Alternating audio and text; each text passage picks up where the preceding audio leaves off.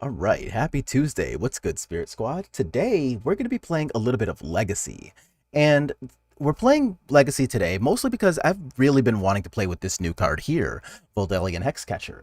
And this is going to be a thing that I'm really excited for, especially in the world of Legacy, where there are a lot of really good combo decks that are trying to resolve non-creature spells. So, the idea behind Merfolk is a lot of the same as what Spirits tries to do in other formats. In Legacy, specifically, Merfolk is really good at being a deck that is not punished by cards like Wasteland, which really do punish opponents for playing non-basic lands by playing a giant pile of basic islands in our own deck. But along the way, we get to mess with our opponent's mana as well. Notice that we're playing 4 Wastelands of our own, but also 4 copies of Tideshaper to turn anything into an island, and 2 copies of Rishadan Dockhand, which basically function like a really bad Rishadan port, but it's a 1/2 Merfolk with Island Walk, so in this deck, you can choose between being a pretty good attacker or a pretty good way to lock down a land. And either way, that's a great function for our deck. We also have 4 copies of Cavern of Souls. There are a lot of decks that are playing Wastelands in the format right now, so we're not going to be, I guess, moving past this to any other non-basic lands in the deck, save 1 copy of Otawara, which is also just really good as a spell. But we're going to play a giant pile of 12 basic islands so that we're relatively immune to Wasteland, while at the same time being able to play Daze ourselves. So we're going to be playing 2 copies of Daze, and just free counter spells are one of the most powerful things to be doing in all of Legacy. So we're going to be playing these alongside 4 copies of Force of Will. And we're playing 4 copies of Vodalian Hexcatcher too. So your opponent's resolving big, scary, non-creature spells like Show and Tell, like Storm Things, is going to be relatively low because of the fact that we are just going to be an absolute monster against these big, giant, scary non-creature spells. We also get to play some of the most broken cards because they're Merfolk, like True Name Nemesis. This card is so incredibly hard to interact with unless your opponent is either playing a clock that's so fast that this doesn't matter, or if they're playing something like Dress Down, which can, of course, tackle True Name Nemesis just like any other creature. But honestly, that's like really it. Everything else is not really going to be able to touch this card. But with the addition of Vodalian Hexcatcher, we now have 12 +1/+1 effects in this deck. So we've got 4 of these, 4 Master of the Pearl Tridents, and 4 copies of Lord of Atlantis. We're going to be coupling that with 4 copies of Silvergill Adept to just kind of round it out, flesh everything out. And Silvergill Adept, words are difficult, really do help to smooth your draws out too. We have some artifacts here, some 4 Aether Vials, which is basically the same as what we've been doing in Spirits for a really long time, and then 3 copies of Chalice of the Void. So putting a copy of Chalice of the Void on 0 helps a lot against artifact-based combo decks. That helps a lot against things like 8 Cast, against things like the Epic Storm, and any other miscellaneous combo decks we catch out there playing 0-drop artifacts. Or Chalice on 1 is really good against decks like Is It Delver, that are looking to play cards like Lightning Bolt, Pyroblast to kind of control what we're doing. A Resolve Chalice doesn't give a shit about any of that. In our sideboard, we do have 1 copy of Hydroblast, and we're only going to be playing 1, largely because we are going to be a Chalice of the Void deck. So Hydroblast is insanely powerful, but we don't want too many when we're already trying to limit the number of 1-mana spells people can play. We're playing 2 copies of Hercule's Recall, primarily for things like 8 Cast, but there's some accidental upside against other decks as well, like Mono Red Prison, for example. We've got 2 copies of Hull Breacher, and this is going to be a really sweet card in this format. Brainstorm is a super big deal in Legacy, and people are playing decks that try to combo Narset with Days Undoing all the time. So if you catch your opponent on like just any Brainstorm deck really, or especially Jeskai Control, which is the biggest culprit of the Narset plus Days Undoing combo, Hull Breacher is going to look really insane there. We've got 2 copies of Mystical Dispute, and these are going to be really good against really half the format because a lot of Legacy is blue. And since we're playing Chalice of the Void, Mystical Dispute being a 3-drop has a lot of play there because normally if you're playing things like Hydroblast, Spell Pierce, stuff like that, you can't really play those alongside your Chalice of the Voids because that's a non-bow, but Mystical Dispute doesn't give a shit about any of that. We've got 2 copies of Brazen Bower, and their primary purpose is going to be for opposing copies of Merit Lage tokens, but this has a lot of accidental jobs as well, including being good against Murktide Regent, which is a big deal in Legacy. Hi, Murktide Regent, looking right at you. We've got one copy of Force Negation to go along with the Hydroblast and other counterspells here. We're only going to be playing one copy of Force Negation because we have 4 copies of Vodalian Hexcatcher here, so it's already going to be hard enough for opponents to resolve non-creature spells, so we don't really need to go too deep on the Force Negation angle, and that's why we're not playing any copies of Flusterstorm. So we're playing 2 copies of Tormod's Crypt and 1 copy of Grafdigger's Cage, and he's going to help out against the graveyard decks. Hogak is a thing here. Reanimator is actually good here, unlike in Modern. All of your good stuff costs 1 rather than having to play like Persist and stuff like that. That's not really a thing in Legacy. In Legacy, you just get to play Entomb, which is like Unmarked Graved if it were actually good, and then Reanimate, which it's a very fast clock. So we want to have a 0-drop artifact that solves all of that. And the same kind of goes for the Hogak deck, because the Hogak deck can start getting off as soon as turn 2. And you really just don't want to skip an entire turn to devote to your hate cards. So we could play cards like Leyline and Avoid to serve the same function, but I think I want to play the Tormod's Crypts here. We've got Grafdigger's Cage as the one of, and it helps against a lot of the same Hogak type stuff that your opponents could be doing, but it also has the upside of bopping things from the library. So if you're catching your opponent on like a Green Sun Zenith deck, like say Elves, like 4-color Zenith, stuff like that, then Grafdigger's Cage is going to be really sweet as a one-of to help stop all of that nonsense from happening. It even stops random Dryad Arbors, if that's relevant anywhere. And then we've got 2 copies of Curse Totem, and these have 2 jobs, really. The first one is going to be Elves, because the entire Elf deck really relies on its creatures being able to use their activated abilities. So you have like Heritage Druid, Elvish Reclaimers, all of these big giant sources of mana that come from the creatures, and Curse Totem basically just makes them all 1/1s for 1s, and that really sucks. And then, of course, the other function is going to be against Death and Taxes, where cards like Stoneforge Mystic, Mother of Runes don't really have jobs while Curse Totem is on a table, so we're also looking to help take some advantage of that. That's really going to be it for Merfolk. We're pretty excited about this. I've been wanting to play this really since the spoiler for Vodalian Hexcatcher was like confirmed to be a real thing, because the first time I read it, I was just like, oh, this card seems pretty good. I hope it's real, because this might actually be too good to be real. But nope, it's here. So we're going to go ahead and jump in a 5-match league, and yeah, let's jam some Merfolk. While we are waiting for our first match to queue up here, anybody who is in chat and feels like letting me know where you're from, what your favorite deck is in Legacy, why don't you put that right in the chat and we can see what's good.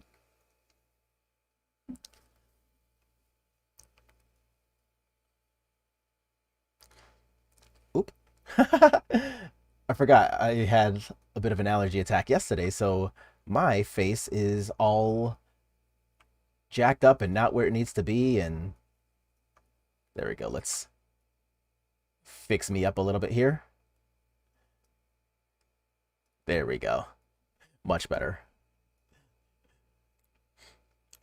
So yeah, I'm looking forward to this though, because like it's already been a pretty decent time since we've played Legacy on this channel anyway, but also I like Merfolk in Legacy. Like it's actually like the deck that I play the most, and I hope this goes off like something fierce, right? I want the Vodalian Hexcatchers to be really good here. So we are on the draw against Turtle Sharky, but my hand is pretty good. Like I've got Aether Vial, Chalice, Daze, Force of Will, and a 1-drop. Can't really ask for too much more than this, really. This is kind of exactly what I would ask for if I were to just be handed 7 random cards. Our opponent's also taking a mulligan, which is unfortunate for them. Not necessarily our problem, but it is unfortunate for them.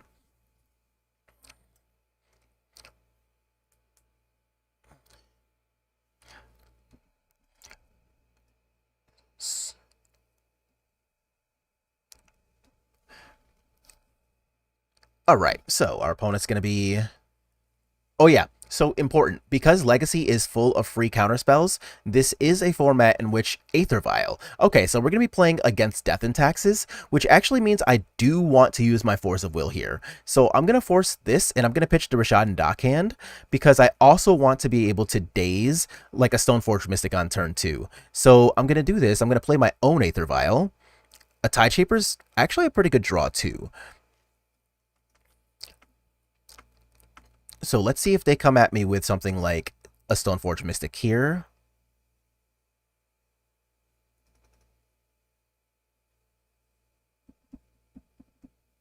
A Thalia.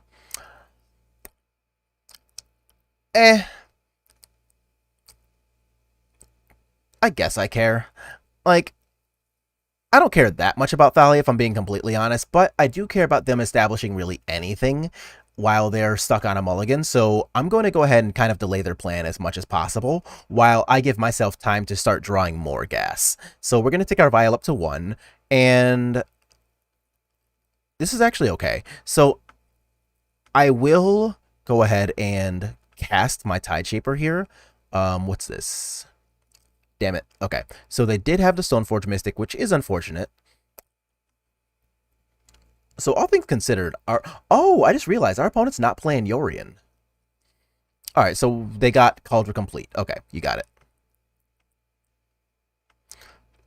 So let's tick our vial up to 2 here. So here I am going to Tide Shaper, and I'm going to put this here. And I assume that this should be okay-ish. So I am going to have a bit of a hard time dealing with Cauldron Complete. Like, if I hadn't dazed Athalia, then yeah, we would have been able to daze this.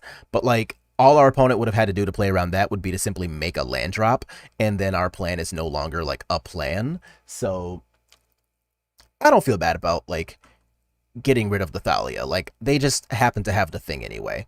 And I think I can deal with that. Rashad and Port. Okay, that's fine. So we're going to go ahead and take 5 here. And from here, I really just want to start drawing things like Lords so that my vial looks really good here. So I'm not going to take my vial up to 3. Ooh, that is a pretty good reason to not tick it up. All right, so we're going to play Chalice of the Void on 1. That is going to help us deal with things like, what am I thinking? It's going to help us deal with things like, say, their Source of Plowshares or any Mother of Runes they happen to draw. So let's draw our card here, see what we get. Another island. Not exactly great, but it's what it is.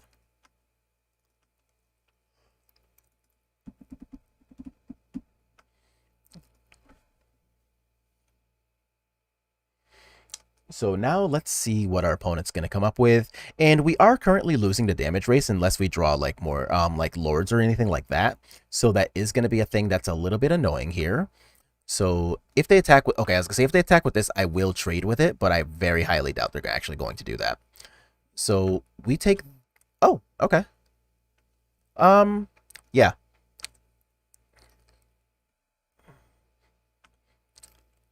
I don't, yeah, like, I don't know how many universes that matters in, but just in case it does, I don't mind getting rid of the Stoneforge Mystic here. So if this is like a Skyclave apparition, then I am sad about that. That can get rid of my Vial, which is annoying. And that is what's going to happen. But we already have a Cavernous Soul, so even if we draw a 1-drop, we're still okay as far as that goes. A Wasteland. Not happy about the Cauldron Complete. So I am still going to get rid of this, though.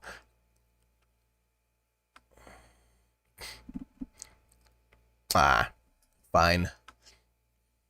So I am looking at lethal on this next turn, so I gotta find something pretty fast.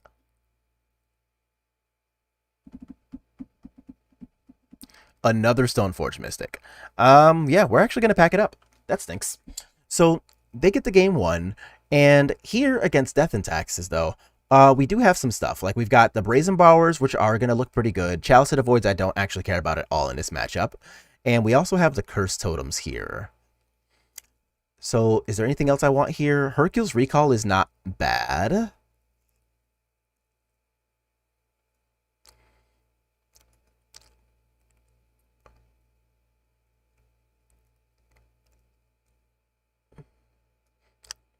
I think I'm actually just going to cut one of these Aether Vials.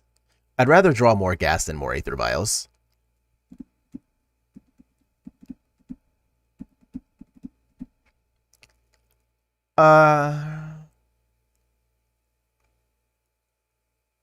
No, I'm going to cut one of these Hexcatchers. They don't actually play that many non-creature spells that matter. So, and I'm not actually, like, reducing the deck density either, because we are still putting in 2 Brazen Bowers. So I still have lots and lots of creatures to be able to use with this stuff here. So we're going to go ahead and play first here. And our hand is land, vial, and a bunch of stuff, so I'm actually okay with this. So let's keep this. Because it's a basic island, if this were not a basic island, then I would not keep really what's happening here against like almost any form of a wasteland deck. But as it stands, I'm pretty okay with this. Although, if I'm being completely honest, Death and Taxes is one of the decks that I would rather not face with this deck because, like, they don't really care too much about the Wasteland angle, being that they are a Wasteland deck. They have ways to go ahead and, you know, kind of circumvent a lot of what we're doing by just playing Swords to Plowshares effects and things like that. So, okay, there's a Mother of Runes, which is also pretty obnoxious. Let's draw a land so that we can Tideshaper. Good old Wasteland, I know, right? Oh, Cavern of Souls. So, that is not the card I would have asked for first, but honestly, I'm still okay with this as a whole. So let's turn that into an island and see if that ends up being good enough here. If they play another Plains, I will just hold on to my Tideshaper, take this up to 2, and then Tideshaper the next land as well. So if that ends up being a thing that works out and is relevant, then perfect. Yeah. And honestly, I don't even know that I'm that sad if they actually do Wasteland my Cavern here because we already have the Vial established. So I'm actually pretty okay with that because we can just start doing things like Vialing and Silvergill add up to start making land drops and things. Opponent can't really Wasteland you now, they'll be too far behind. Exactly. And that's why, like, I was pretty happy about starting with the basic land because, like, they didn't have the ability to Wasteland us on turn 1. And now that we have the Vial established, they can't really Wasteland anymore here because, like, we just have mana and they're already kind of finger crossing. But this is one of the things I do like about Merfolk. Like, between the Tideshapers, the Rishadan Dockhands, the Wastelands, like, we can really fuck with just about anybody's mana, and that part is sweet. So if they play another basic lands and, like, resolve a Stoneforge Mystic, that can suck. But outside of that, I feel like we're relatively safe from most angles of attack they have access to. And even if they do have exactly plain Stoneforge, I can still Tideshaper the second plains too, so if their third land drop ends up being like a Wasteland or Rishadan port, that can't even make use of the Stoneforge, so that actually could just be a real option I have access to. I do need to put in, like, this Lord of Atlantis if I want to start attacking through this Mother of Runes, but I have a Vial for that, so that's not, like, the worst. And if it comes down to them having to, like, Swords the Tideshaper with this land drop just to make sure they continue to have mana, then the other Tideshaper will still give us access to the same island walk, which is hopefully going to look pretty sweet. But for now, they're tanking pretty hard on whatever this play is. So I've got some severe questions as to what it is they're considering.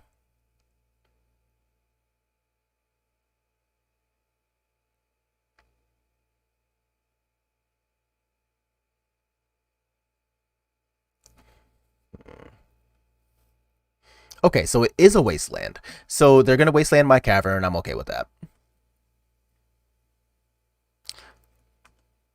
Okay, so here I can just put the second Tideshaper in play and start really pressuring their life total, and I think I'm actually okay with that. So let's go ahead and do this, Vial up to 2, and now I can go ahead and see if I draw a land. Oh, there's a Dockhand. Okay. They're considering how bad the keep was, right? So here I'm actually going to Silvergill Adept and give myself a chance to draw a land. Because as it stands, Mother of Runes can only block one of these anyway, and oh, that's okay. Alright. So they can block one of these and protect the mom, but, like, that's fine. We can Force of Will, pitching to a Hexcatcher. Oh, they're not even going to try. Okay, that's fine. So yeah, we can Force of Will something, pitching to Vodalian Hexcatcher, untap, use Vial to put Lord of Atlantis into play, and that's a lot of damage coming in, so good luck, opponent. They're going to cast a Vial. if I draw a land, I have lethal, so I actually am going to let this vial just slide. Okay. However, that one I will force.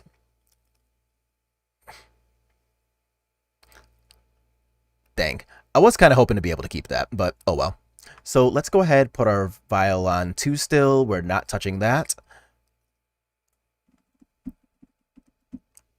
Okay, so we drew the land that we wanted anyway there. So we're going to vial here, put Lord of Atlantis in, and I'm actually not going to attack with the dockhand. Instead, I'm going to go ahead and tap down the planes in their upkeep. All right, sick. They're off it. Too late, let it go. The vial. Yeah. Like, the vial is not bad there because, like you said, it was just kind of too late to matter. Like, we already had a bunch of power and toughness on the table, so their job was already to just cross their fingers and hope that they can manage what's happening rather than being proactive. Um, this is not good. This is going back. So, yeah. Honestly, not great, but it is a lot better, so we're going to keep. And I'm going to put back one of these basic islands. Right, like I can island, Tide Shaper, wasteland something, let them wasteland my cavern, and that gives me more time to draw things. Yeah, I'm in for that.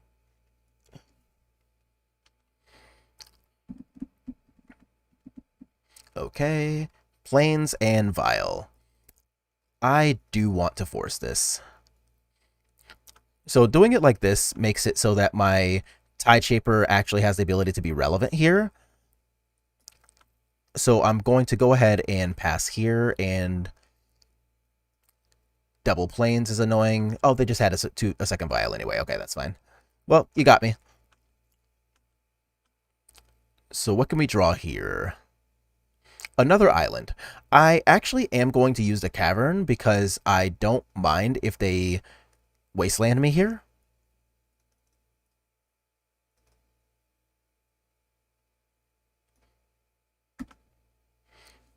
There we go. You can have a snow-covered island.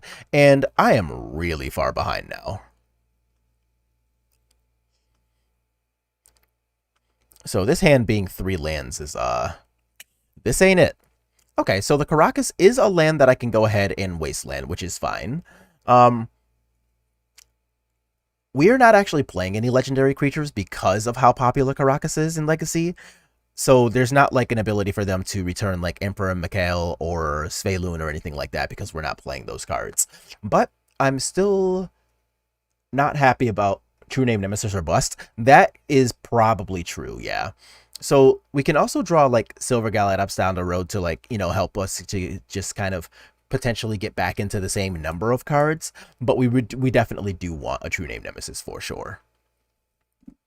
And we also got to watch our attacks if we don't have Island Walk because it is Vile too. So it's it's getting pretty close to that time where we just need to be really careful. Jitte, that is really shite for us, and I'm not sorry about that pun. So come on, man. All right, so let's bounce that, and I'm gonna attack. So the attack on 1 is relatively safe here, and they can do the thing where they put in a 1-drop here and then equip it with Jitte, but I literally can't do shit about that. I can draw a Brazen Borrower too to help kind of like hopefully reduce some of the effects of this, but like I really can't even attack anymore either because like this can just put in a Thalia and this got first strike. So yikes. So I am going to put in another island here, and I gotta chill. This sucks. Yeah, this is way too many lands. Okay. I'll give us another turn. So if this is like a Skyclave apparition that comes off of here, I'll be honest, I'll just pack it up on the spot.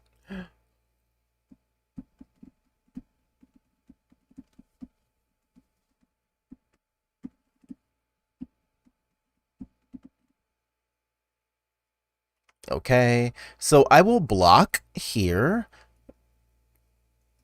for the sake of technically being able to run them out of counters. But, like, this is getting ugly.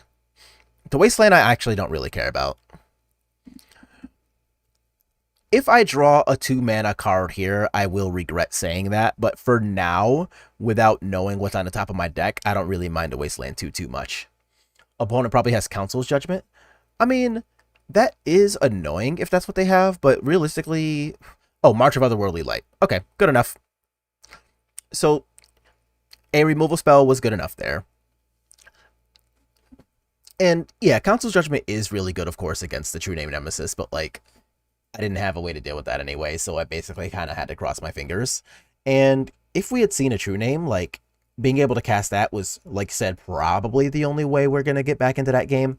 But I didn't really mind giving ourselves the draw step to at least try to get there. All right. Returned Explorer.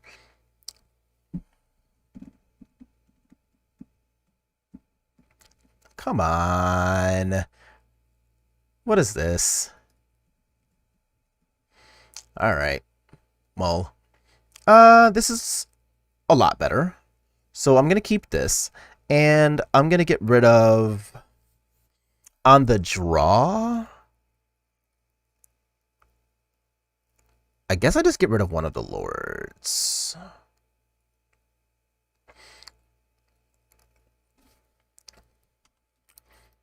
I could have gotten rid of the Vial for the sake of keeping the maximum number of effective cards in hand here. But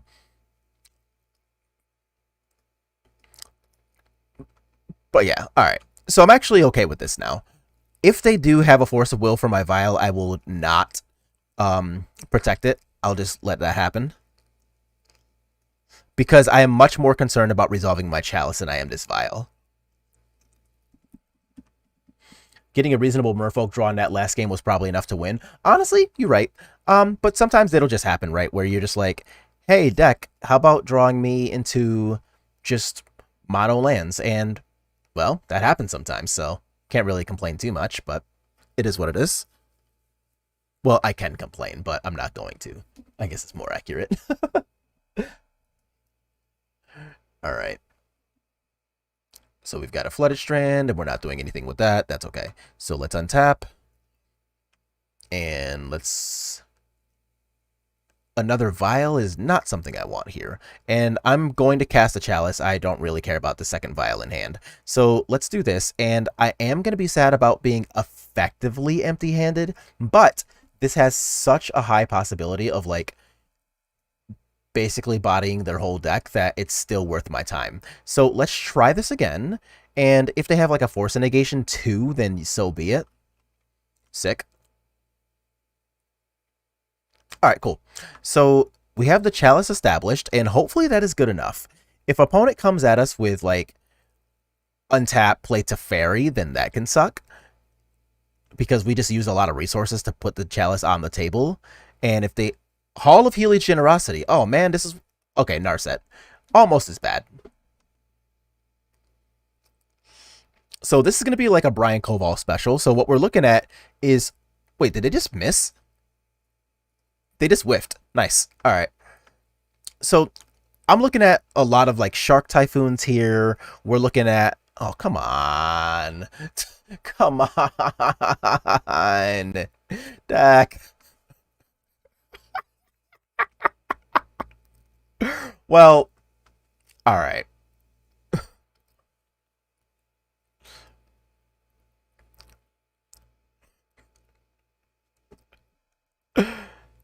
Sad Narset, yeah.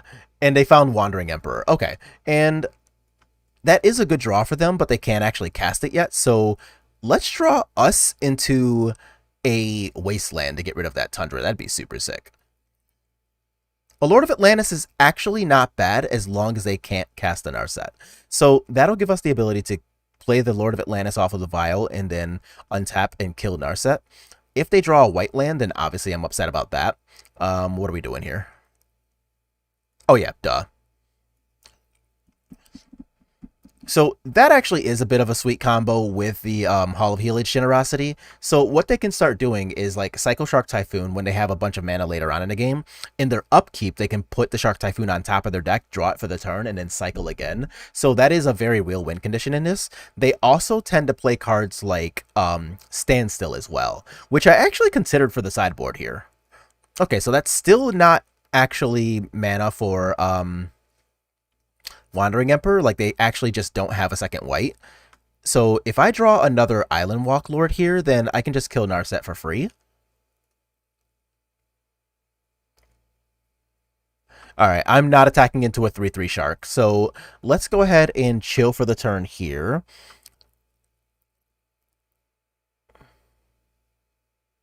Okay, so it looks like they potentially didn't have it, but they also didn't put Shark Typhoon in their on top of their deck with the Hall of Helage Generosity. So, okay, another island. So I'm gonna take the 2 here. Right? Are we attacking? We are not attacking. They're trying to protect Narset. Okay. Okay, so remember to stand still we talked about. There it is. And no yield. Okay, so there's the Wasteland we asked for earlier. So I'm going to go ahead and Wasteland the Tundra. So no promises on whether that works anytime soon, but I have a Vial currently, and I'm hoping that the Vial is going to be enough to make them pop the Standstill and let me draw here. So Volcanic is not bad for them. Okay, so they must have drawn another Shark Typhoon if they're willing to do that. So let's go ahead and hopefully draw ourselves into the true name that we're looking for here. Oh, boo. Okay.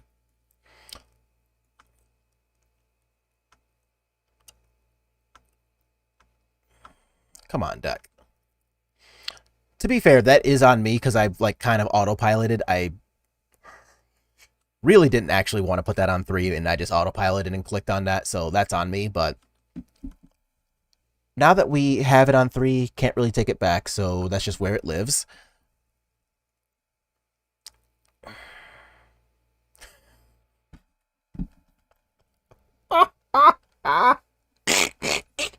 Well, Colgate, they're not going to get punished because we're drawing all 4 Aether Vials. So, you know what? I actually am just going to pack this one up and move to the next game. That's just Jesus Christ.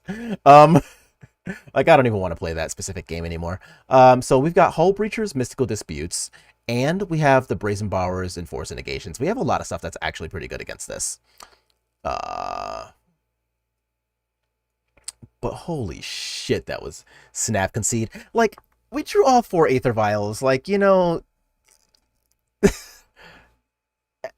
I don't even mind. Like, sometimes you just have a game where you're just like, I just don't want to be here anymore. And that was that for me. So, against them, they do play swords and stuff. The chalices aren't bad.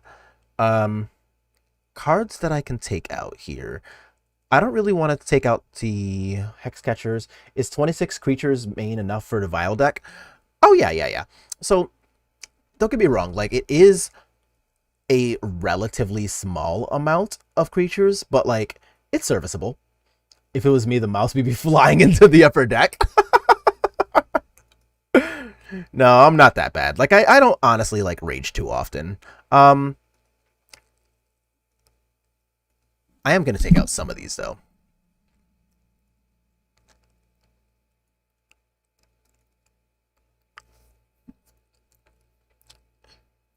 But yeah, no. So to answer your question, though, I actually am okay with having just 26 creatures. Like, it's obviously not, like, a million, obviously. Like, you do want just a really good number of creatures for the deck, but at the same time, like, we've been playing 26 creatures in previous versions of Spirits with Aether Vial in Modern, and that's essentially like the same math here. This is okay. Like, the Aether Vial's pretty big game. We know they play Wasteland, so I am glad to have double Island here. So yeah, I'm in for this. Opening hand will have 4 Vials. Please don't. Alright. So I am just going to go ahead and play Island Go, the classic Magic the Gathering start. And if they play just basic island here, I don't mind just like untapping and casting this Lord of Atlantis and going from there. Planes, okay. Currency converter. That card's really freaking good. All right. And I currently can't do anything about that. So a Hexcatcher is not bad. So I'm going to go ahead and start here, and I'm going to play the Lord of Atlantis now. A couple of reasons. A, like the counter, I'm sorry, this is just good to establish anyway, but also it potentially masks the fact that I have these. If they want to wasteland here and like turn themselves off of a potential good turn 2 or turn 3, I'm also fairly okay with that. If this is like a prismatic ending on here, then like so be it. Stand still. Okay, that is good for them, to be fair. Ooh. Would Flusterstorm be good in this matchup? Honestly, not really. So, like, it is certainly a card that they have access to and all that, right? But,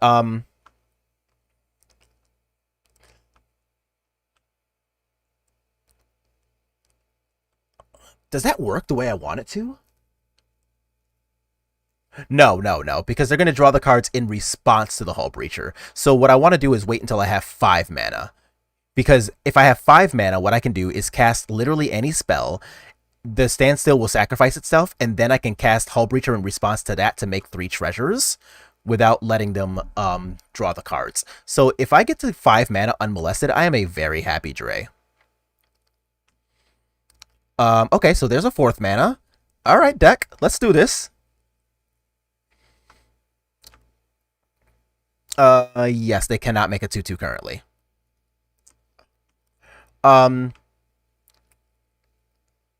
Oh, Shark Typhoon. Oh, that works too. Oh, well, alright, I'm dumb. Shit. Didn't have to attack. Doesn't work. Standstill would go on top of that. Oh, no, no, no, no, no, no, no, no. What you do, because this is a trigger. This is a trigger. So what you do is you cast the first spell, and you let them sacrifice, and then you go ahead and, because that second, the draw trigger still hits the stack. Or am I just like getting that wrong? Oh, I am such a moron for this though. Like, I didn't think about that and I should have. Like, I'm pretty sure that's how it works. I don't know. I'll find out. It could just be that I am just bad and don't play enough Legacy. Which is a very fair point if that ends up being the case.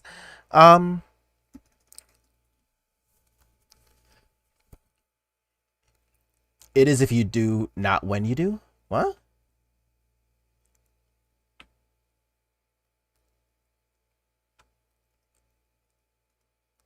So that's not a trigger then? What am I missing here? Oh, okay, okay. So I'm just not going to get the cards, basically. Okay. Oh, wait. That still works the way I want it to then. So what I do is I just cast the Hull Breacher first. And then have the Hull Breacher... No. Do I just, like, not have a way to do this then? There's got to be a way to do this. So if I cast the other spell... Yeah, alright. I'll accept that I could just be wrong.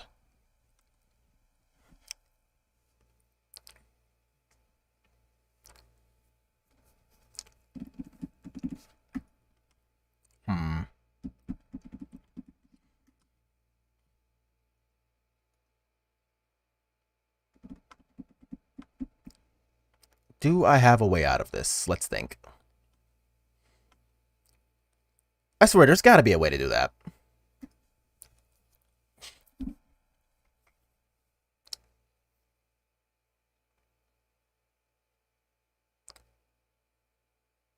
Like, there's just no way that's not a thing somehow. Like, I have to just be missing it. YOLO? Nah, I don't really want to go YOLO mode. I mean, it's probably correct to do that, but...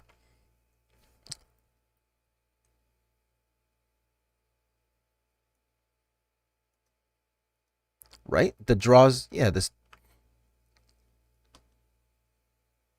So now I just... Okay, so I don't have another opportunity to. Okay, okay, okay. All right, that sucks. Yeah, because if I tried to respond to that, then you're right. Okay, that would have just popped in. Okay, so I just got to take my medicine and cry about it. Okay, that sucks. Actual counterspell. You got it. So, upside, I can still just respond to like a brainstorm or something, but yeah, alright, so I cry about that.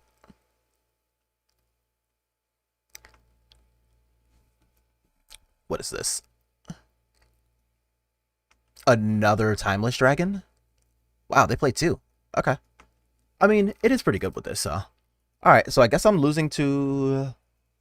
Yeah, man, this card is such a fucking baller, though. Oof. Is there any way I'm getting out of this? The answer might actually just be no. Yeah, I don't think I'm beating this. I don't mind packing it up here. Like, the standstill was really good, and I do think that we, yeah, I guess once it was on the table, there really wasn't anything I could do about it, and that sucks. But yeah, I could have sworn there was some kind of line that let me play around that, but maybe not.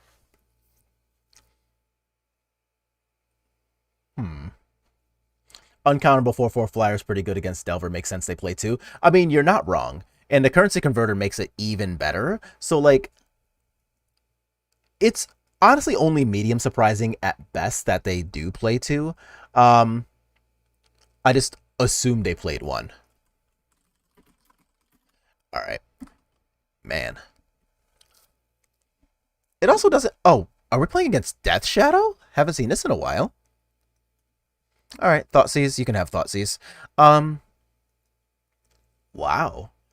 Yeah, this is one I haven't seen in a really long time.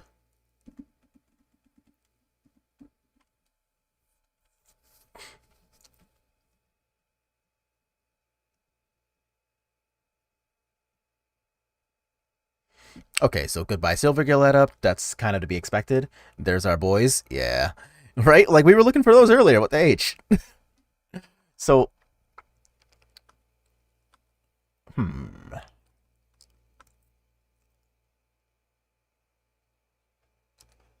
Hey. Ramar Vordial? I don't know if I pronounced your name right, but hello and welcome. Do I bother forcing the Delver?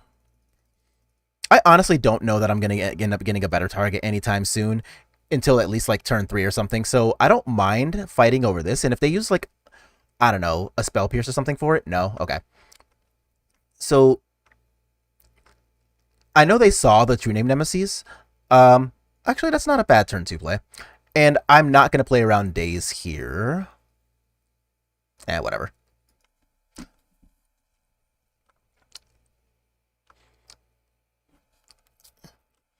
So here, if I draw like a Daze for next turn, I'd be pretty happy about that. I would also accept a Force of Will, but for now, let's just see what happens. Wasteland is pretty useless. So that part's nice. Oh, hell yeah, let's go. All right. I love that for us. So let's attack here, see if they want to do something about this attack. Looks like the answer is no. And unfortunately for us, only one of these is going to be uncounterable, but that's probably good enough.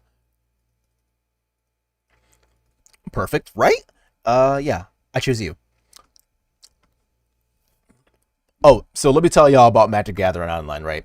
I definitely clicked on myself one time for this. Like, all right, so goodbye, Little Cavern of Souls. Time to be sad about that. Yeah. That's to be expected. So, upsides, downsides of playing like this. Downsides of just blind attacking is the fact that they can just untap and start casting. That's not bad, actually. They can immediately start casting things like Death Shadows. So, I'm going to play this Tideshaper first for a couple of reasons, actually. First, I want to dance around a potential copy of Daze on this True Name Nemesis that they could have drawn for this draw step, but also, like, just turning off their black mana is pretty huge. So let's do that. So now it's probably in their best interest to just, like, Daze almost anything just to reset their black mana. So is this just a Brainstorm? Yeah, you got it. I click myself on purpose with True Name Nemesis when I have the game locked down just to send a message. Yeah, you know, you gotta establish dominance. Just let these motherfuckers know. So against this, I want access to mystical disputes and brazen powers. I don't really want force of wills. Um, and I do want hull breachers as well. I want fewer aether vials. Actually, I think I would still rather have these than rather have force of will than vial. Like, I'll be honest, I don't actually want Force of Will in this deck. I'm sorry. Yeah, I don't actually want Force of Will in a deck, but it is better than Vile. This is alright. It's not great, not terrible. Okay, let's see what their turn 1 play is. Is it a Delver or a Thoughtseize? And if it is a Thoughtseize, are you taking Silvergale Adept or Chalice? It is a Delver. Okay. Yeah, you got it. A Tide Shaper. I'm gonna just cast my Tide Shaper. See if they want to do anything about this 2/2. Okay, looks like the answer is no. So here, I guess I do want to draw either a Daze or one of our two forces so that we can... Oh, that's just fine. They're hard flipping their Delver. So that we can a little more effectively, I guess, get our Chalice plus stuff resolved. That would be pretty nice, because this deck is almost mono 1-drops, right? So, okay, what are we showing? They showed us Brainstorm, okay.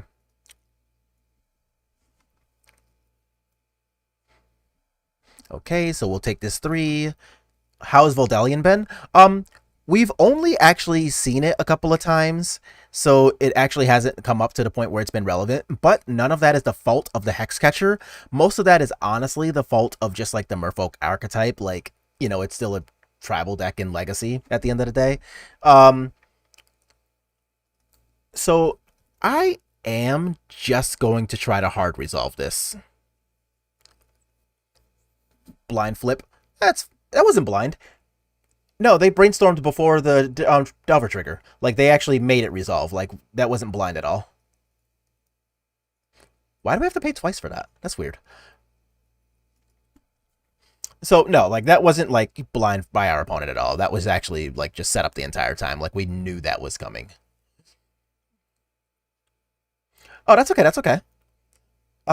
There's the other brainstorm. That's fine. So now we no longer know anything. Boop, boop.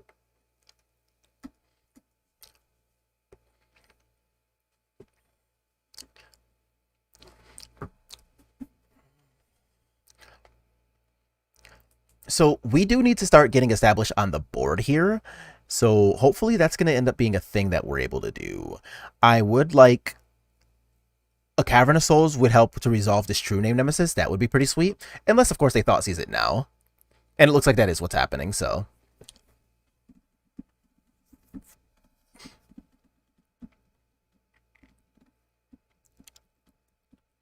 But now that they know the cards too, I don't mind having like Silvergill Adept to be my cast and then like show one of these. That's okay. Because it's not like we're hiding information with our flash threats anymore. So, oh, they take the Adept. Okay, which means they probably have another Daze. So I really want a Cavern of Souls for this now. Is that basically what you're telling me, opponent? Okay. So I can do one of two things here. I can play Vodalian Hexcatcher, let them Daze, and then Wasteland the other land so that they start the turn with 0 lands. I don't know that I... You know what? I actually think I like that line. So I'm going to just cast a Sorcery Speed and see if they want to Daze it. No? Okay, fine. Still going to do this, though.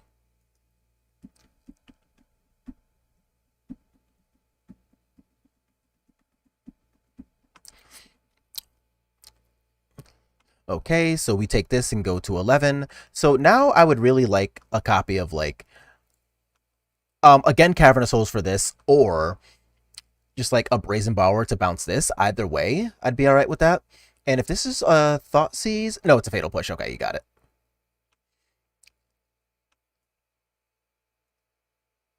Ooh. I think I'm going to hit the YOLO button. Fingers crossing, fingers crossing.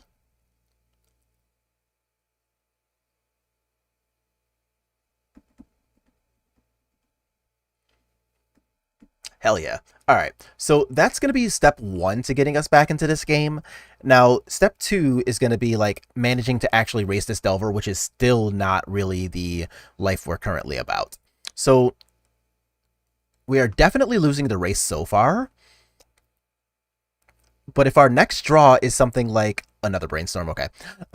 If our next draw is something like a Lord of Atlantis or Master of the Pearl Trident, that helps us get back in. Another Vodalian Hexcatcher performs essentially the same function.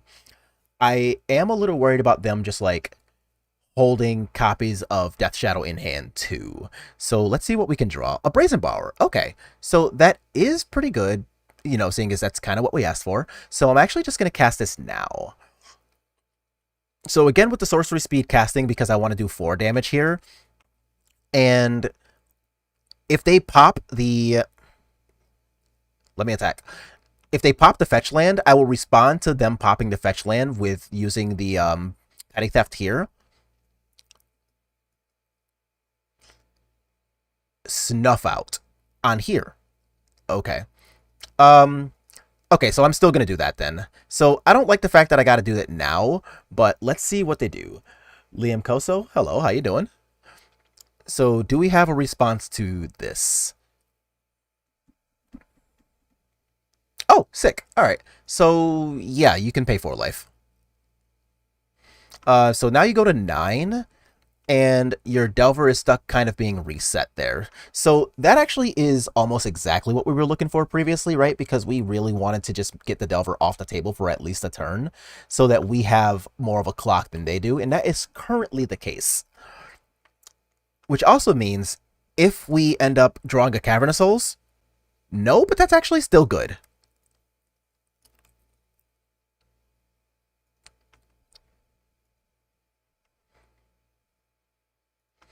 So I also kind of want them to specifically use the fetch land during this turn, because if they have a fatal push, dang it, I didn't want to cast this during my own turn, even though it plays a little better around things like days, because of the fact that this can trigger Revolt and they can have instant fatal push. So I know they have a Force of Will in hand because they just flipped with it, but I'm still going to put this into play and see if I can block this.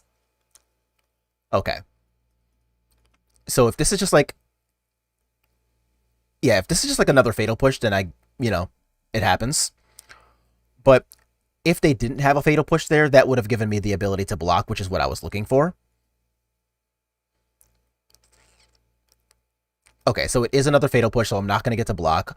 But because we drew the Petty Theft anyway, that still means that our clock is a whole turn faster. So they go to 2, then we go to 2, then they go to 0. And I don't mind casting this.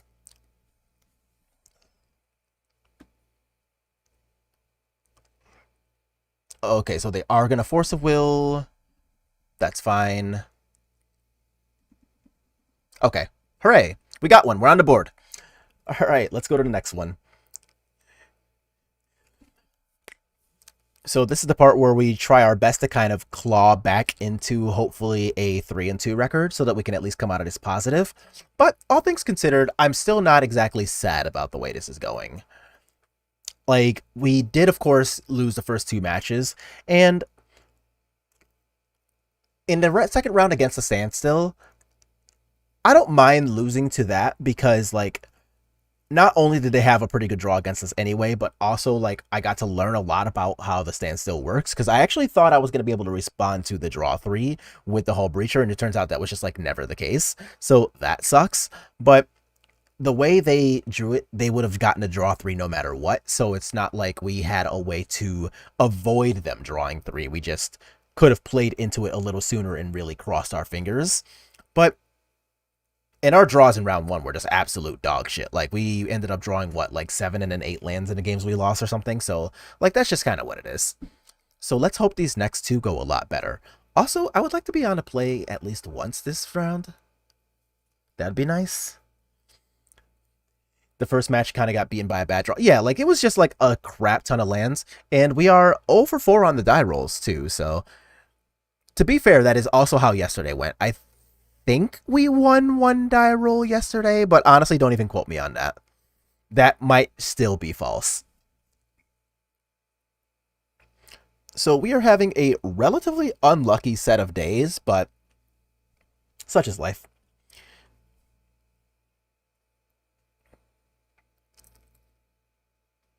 Okay, so let's see what this opponent is playing here. This opponent's taking a mulligan too, which is of course good for us, especially since we're not currently doing anything on turn 1, which is nice. So, or rather nice for them, not nice for us. Oh, hey, that is very helpful actually. So now let's see if we, with Merfolk, you never get the die rolls. Stormstreamer one time when he was tilting. Right? You know, just, I guess it'd be like that sometimes, yeah. So here I can just start by jamming the Silvergill Adept, and I don't mind pitching the Rishadan Dockhand to the Force of Will in case of like Teferi next turn. I could also jam the Chalice, but I suspect with a snow-covered island being the land drop that this is just going to be a Jeskai control list, so I would rather force the Planeswalkers than something for this, I think. Ooh. That's good. Okay. I like that. And because a lot of these decks play a lot of 3-drops, I can kind of wait to see what number I want Chalice on. A Fatal Push. Okay. So are we playing against, like, some Esper Mentor nonsense? What plays Fatal Push and Snow-Covered Island? We could just be playing against, like, Death Shadow again. That could be a thing. In which case, I'll be pretty happy to just go ahead and resolve my Chalice if that's the case. I think what I want to do here... I don't think I want a Wasteland, actually. The Wasteland is tempting, but I actually think it's more important to establish my threats. So let's try doing that. I'm going to Rishadan Dockhand first and see what they want to do about it. Looks like the answer is nothing. So now I'm going to try to resolve this Chalice, because against Underground Sea, this is a lot better than it is against... is this just like Counterspell? Oh, they're just casting Daze. Huh. I think I actually am going to protect this. Pitching to Rishadan Dockhand, because if the Chalice resolves, then I can't cast the Dockhand. Okay, so now Brainstorms, Ponders, and Fatal Pushes are off. Alright. I can't say I dislike that. So now that the... That's fine. I was going to say, so now that the Chalice resolved, I'm a lot more happy about using this Wasteland as a Wasteland. So let's do that first. Okay, so now I can... Oh, this has Island Walk naturally, never mind. I was going to say... I'm... Do I want the extra point of damage? Yeah, let's put the extra point of damage in. Alright. And note to self, we just caught them F6'd. So another fetch land is cool, but doesn't actually matter too much. A Daze is actually kind of nice. So I'm going to attack with the Dockhand, but not the Hexcatcher, because they could be walking me into a Shark Typhoon. So I just don't really feel like walking into that. You can use to protect True Name next turn. Yeah, for sure. So I think what I want to do here is play this because we saw a Daze and just cast this. So now I've got the Hexcatcher and Daze, or we just have a resolved card. That plays too.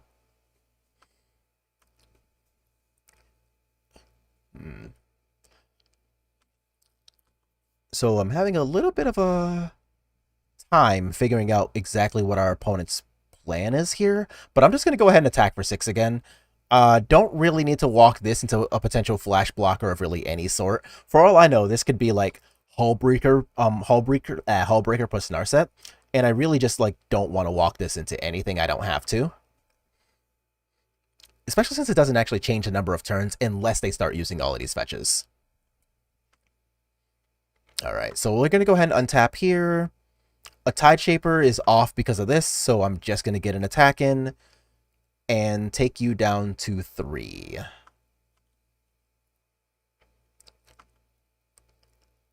Okay, that works. So now the True Name Nemesis is lethal no matter what.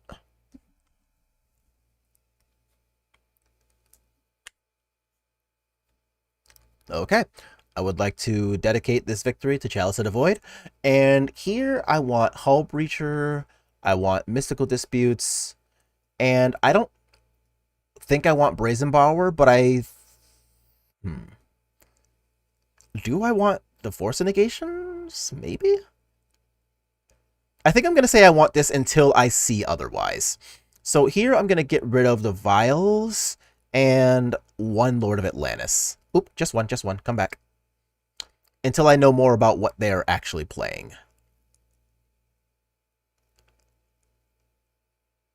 Yeah.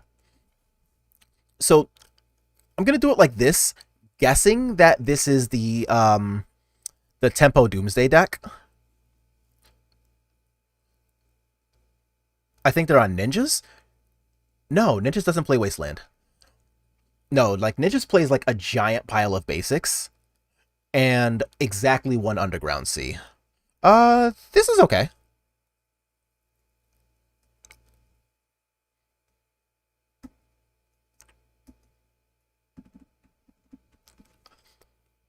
To be fair, I do really like Ninjas.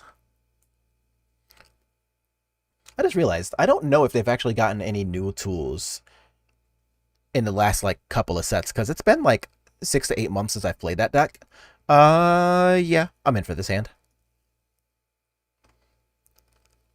So, I mean, if they have Ornithopter here, then I get got, but, like...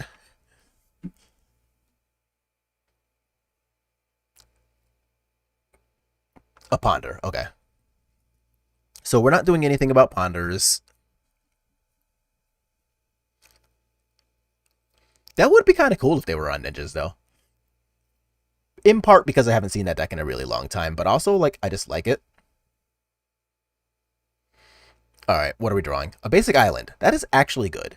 Not really because of, like, I'm too worried about their wastelands with this Otawara, but really because I just, like, want to guarantee that I'm able to play multiple cards later.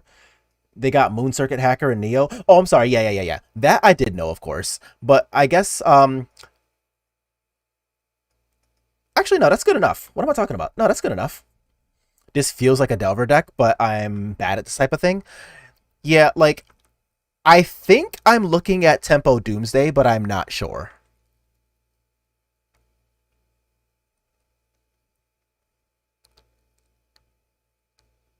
Oh, wait. Duh, we have the internet. I can just Google them and see if we know. Pirncy. Appearancy. Legacy League from last year. Okay, never mind.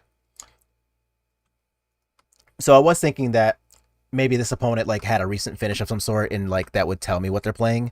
A counterspell here? A Cavern of Souls. I think I would rather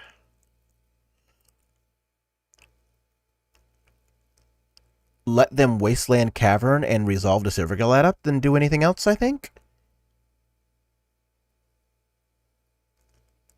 No. I don't mind setting them back another turn if they have a daze for this. That's okay. So let's just do this.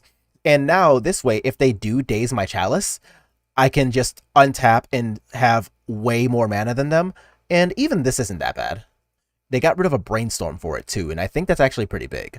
So if they just want to, like, make some important 2-drop here, I think I'm actually okay with that. There's the Underground Sea, so I kind of want a Wasteland here. That'd be nice. Another Cavern of Souls. That's pretty good. So let's do this. Cavern here, and I will show them the Lord of Atlantis. I want to hide the Hexcatcher if possible. And I understand... Nope, let's just draw. Another island.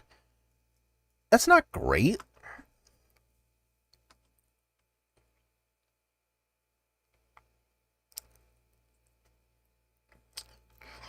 I do currently enjoy being up on resources, thanks to you got it.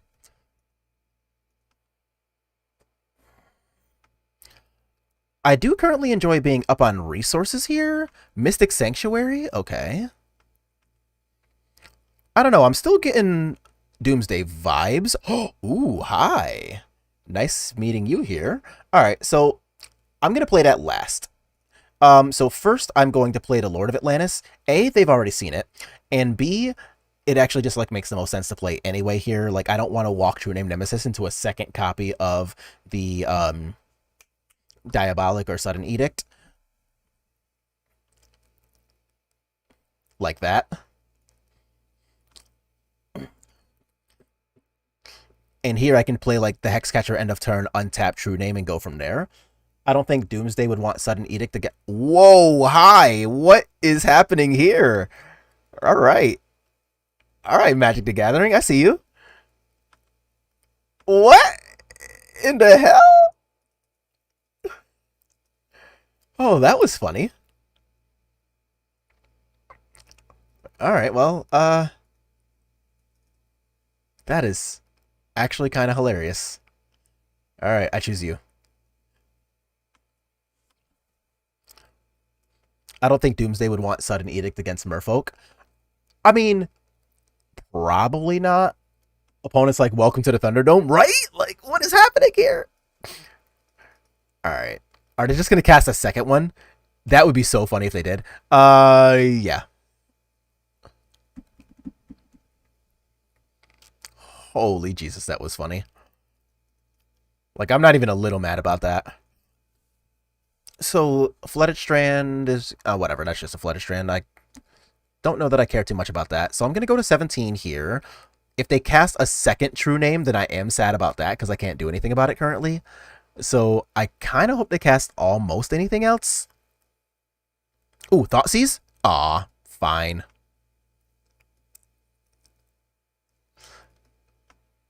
What is this?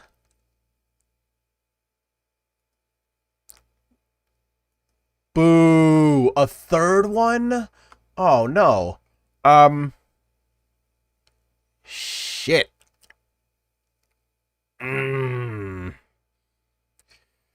Okay. I'm going to give myself another, like, one or two draw steps here because, like, a Silvergill add up plus something else can get me out of this, but man. Wow. 3 Sudden Edicts. Like, you got me, opponent. Holy Jesus. Oh, game 3 it is. Understood. Message received. You are the Merfolk deck now.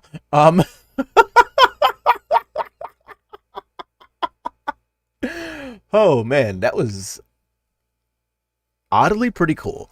Okay. So, things I want to change here.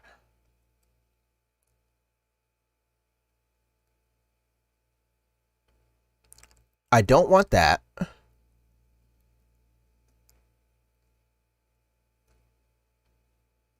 That's it. And I don't think at any point we actually saw Thoughtseize. So I'm going to put the Aether Vials back in. Double checking that. Yeah, at no point did we see Thoughtseize. So I actually do want you guys back in the deck. And in your place, True Name Nemesis is like, it's 2014, right? Like, just what is happening here?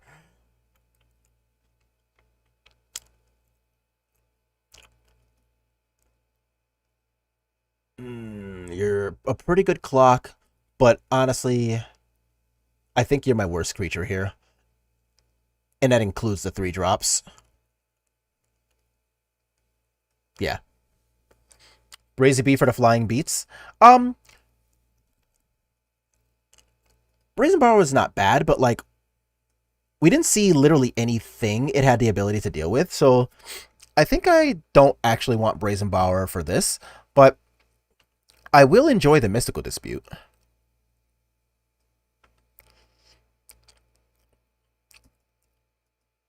Okay.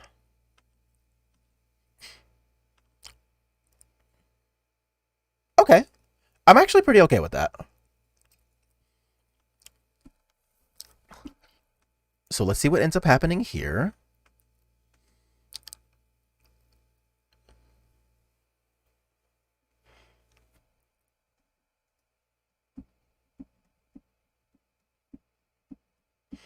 Okay, just a regular snow-covered island. So here I can just go ahead and like jam this first Hexcatcher. If they want to like daze or something, so be it. No? Okay. That plays too. Let's untap. Alright. And here I don't mind just going like second Hexcatcher, hold up Dispute.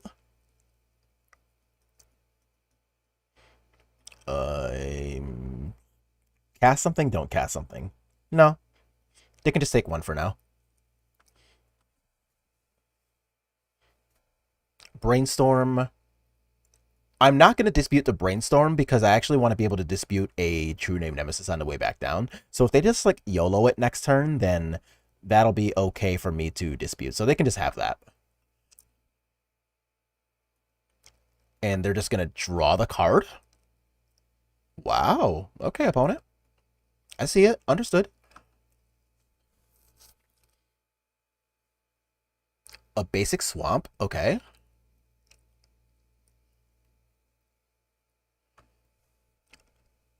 What are we casting with that? A Fatal Push. Let's put the second one into play and see if they want to do something else first. Because I'm already planning on casting this anyway, so I might as well give myself the benefit of an additional counterspell before, like, stuff happens. Okay, so that's fine then. So it looks like we're not going to do anything else, which I'm okay with. Now, I would like to draw another blue source so that I can use my True Name or Cavern. Got the blue source. Okay. So let's attack then.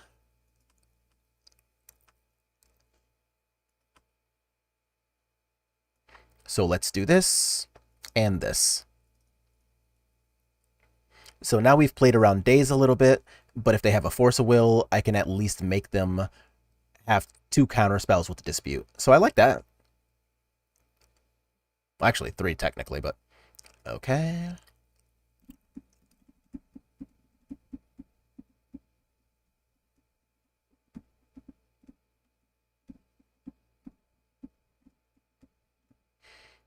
Okay.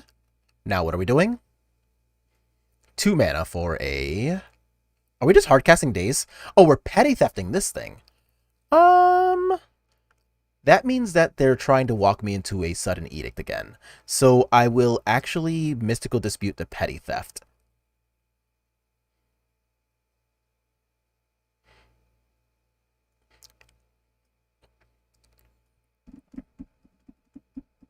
So there's a Force of Will, and the Force of Will is targeting True Name Nemesis. So I will do this targeting the Force of Will, which also counters the yes.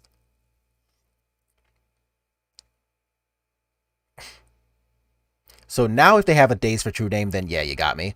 But Petty Theft doesn't have a target, and now True Name is going to resolve, and hopefully they don't have a Sudden Edict, but we saw a freaking 3 last turn, or last game, so let's just see what happens, really.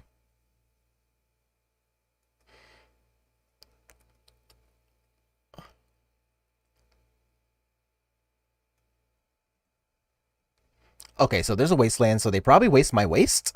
They do, okay. And that smells like a Sudden Edict. It is. Okay, so now what? I want... maybe not that. But let's cast this with these. So now they can't daze. And I have this now. Okay, so that smells like another Brainstorm. I can't do anything about that, so you got it. Oh, no, it's a nothing. That's fine. So please no second Sudden Edict, I guess.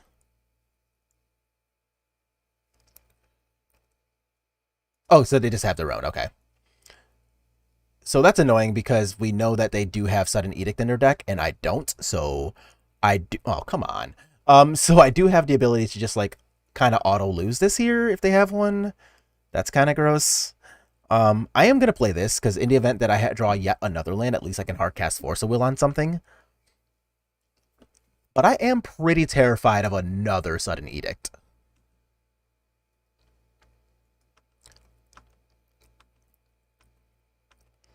Okay.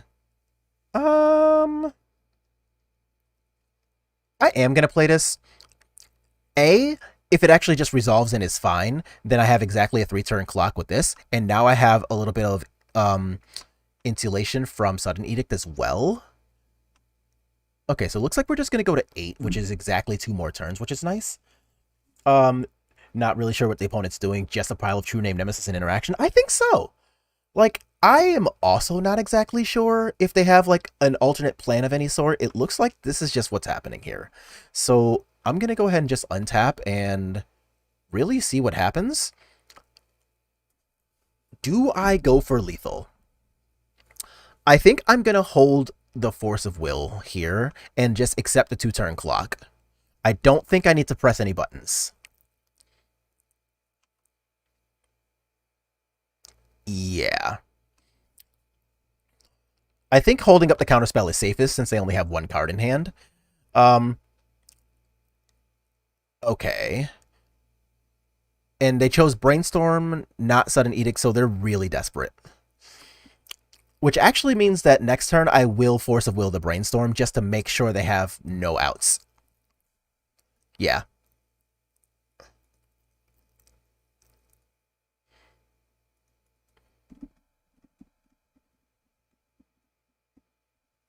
Okay, an opponent put GG in the chat, so I'll say GG back.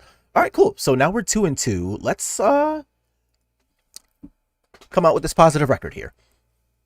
But yeah, just like, I think that actually is right. Just like, here's some True Name Nemesis and no other win conditions, good luck. And that actually did work for them in game 2. So like, I can't even really talk shit about their deck or anything. I'm just surprised that that is a game plan that's applicable in 2022. Like, with cards like Dress Down and stuff existing, oh my god, we won a die roll. We did it, everybody. I actually think No, Andre, stop. This hand is bad. Ugh. I actually am going to keep this. A single island does make this hand, like, slightly reasonable. It's not good.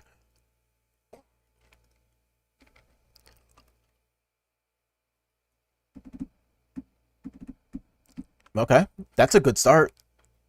So now let's see if it's something that the Wasteland is actually a card against.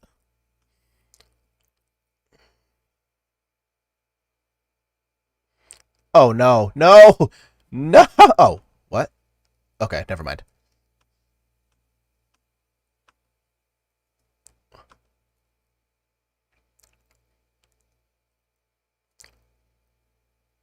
Not good, but we at least have an option for victory here. Like, right? Like, I can Violin to Rashawn Dockhand, untap, and start just, like, playing Lords and stuff. So, like, all things considered, it could be a lot worse.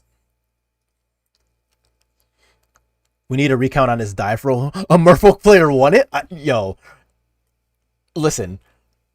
I will, I guess, accept my 20% dive roll win rate. Oh, hey. Sweet. Never mind. Hand's actually, like, really good now. So, let's attack here. And I am going to put in the Master. So now I have access to, like, flashing in Hexcatcher and using Daze. So if something starts to get really spooky, we can just put a we can deal with a lot right now, actually. Like, the one island that we asked for is starting to look pretty good. Also, you know what's really funny? Our opponent might actually not be able to do anything with this relic for fear of us also being Thoracle combo. So, like, that actually could be a thing they need to respect. So, I'm going to go ahead and cast No on the Vile ability. Okay. Let's cast this and see what they do.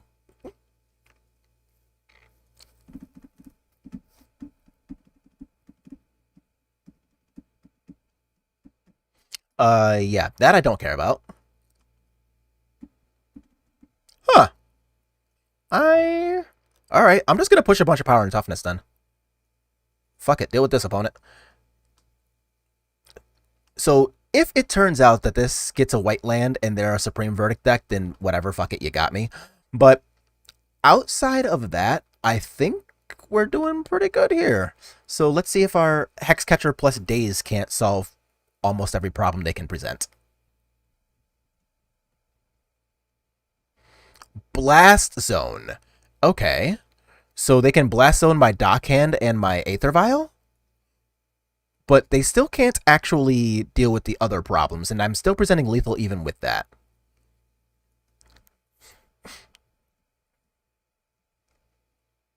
Okay, they're off it. So if I'm being completely honest, I have no idea what my opponent's trying to do here.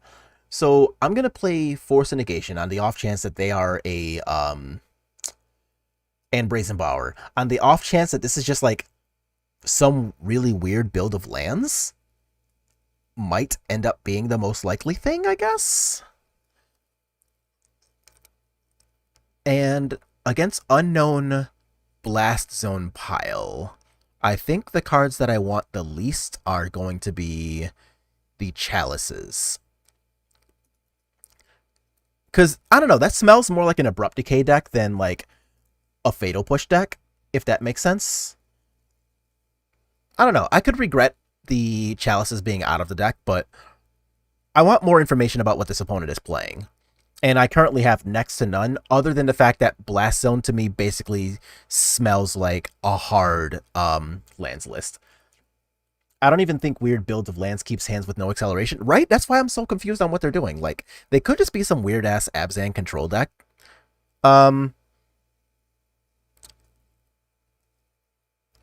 Man, this hand is weird. I'm gonna keep it. This is weird. Like, this hand really wants a Vial. And the fact that we drew the one Otawara and not a basic island actually does rub me the wrong way a little bit here. But, oh, hey! Hey, thanks for listening, deck. Alright. It was like a Maverick deck that decided to play by the rules in game one, right? That's what I'm saying. Like, it could just be like some weird-ass Maverick-y Pernicious Deed pile of cards? I don't know. Because, like, Blast Zone, that's quite literally a blast from the past, right? Okay, there's the snow-covered plains. So now they can, like, just, what, Prismatic Ending or Swords this, whatever. Looks like it is going to be a pending, that's fine. So here I can just go ahead and, like, I think I just want to resolve the Silvergill Adept, actually. I don't even think I really worry too much about Tide Saber yet. I don't mind if they actually use a Wasteland on this, so I will do that.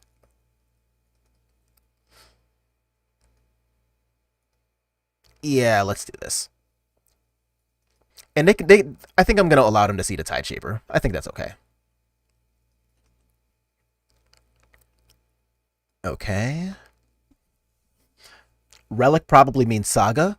Yeah. That's actually a lot of why I wanted to keep the Tide Shaper in hand and not use it on his planes. Never mind the fact that they have the Misty Rainforest, but I just like don't know if this is going to be like some weird ass like just ultra fair but also contains Urza Saga like Knight of the Reliquary pile, or really what is going to happen. Like, I have no idea what's about to happen next. But that being the case, these are decks that I want like, oh, okay, Renegade Rallier is kind of cool. So they're going to get back their fetch land and then be able to fetch and, I don't know, maybe Swords this too. That's a thing they have access to. All right.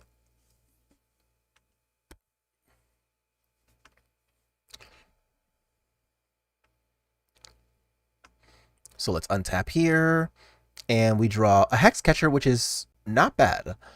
So I'm going to play the other island here, and I think I want to offer this trade.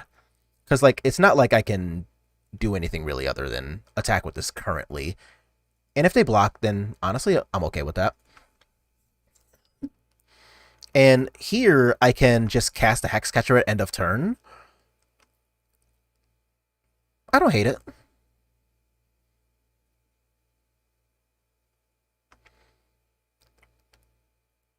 This could also just be like the world's weirdest Nick Fit list. What the fuck are you casting? Oh, absolutely not. So I am going to use Hexcatcher as just a counterspell for that. I assume this is getting Knighted a Reliquary, and I want no part of that.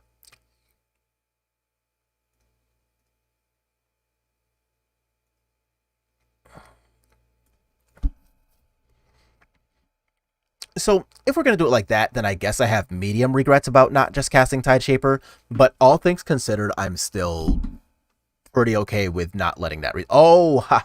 So they are a loam deck. Okay, so I will be glad to do something about this, and then see if I'm allowed to...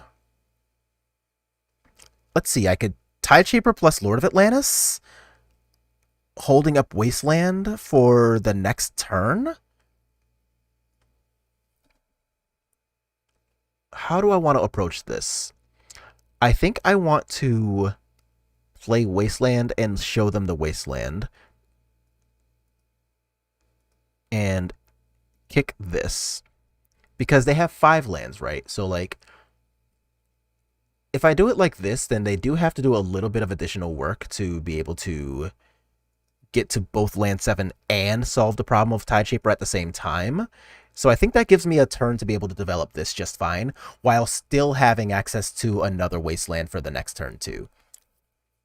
So maybe this is a promising line here, and if they just cast like Knighted a Reliquary, I don't mind using Brazen Borrower on that. Like, but I am still currently pretty confused as to like what this seemingly ultra fair deck is doing. Ice Fang Snake, you got it. Yeah. Yeah. Y'all see this? I know y'all see this.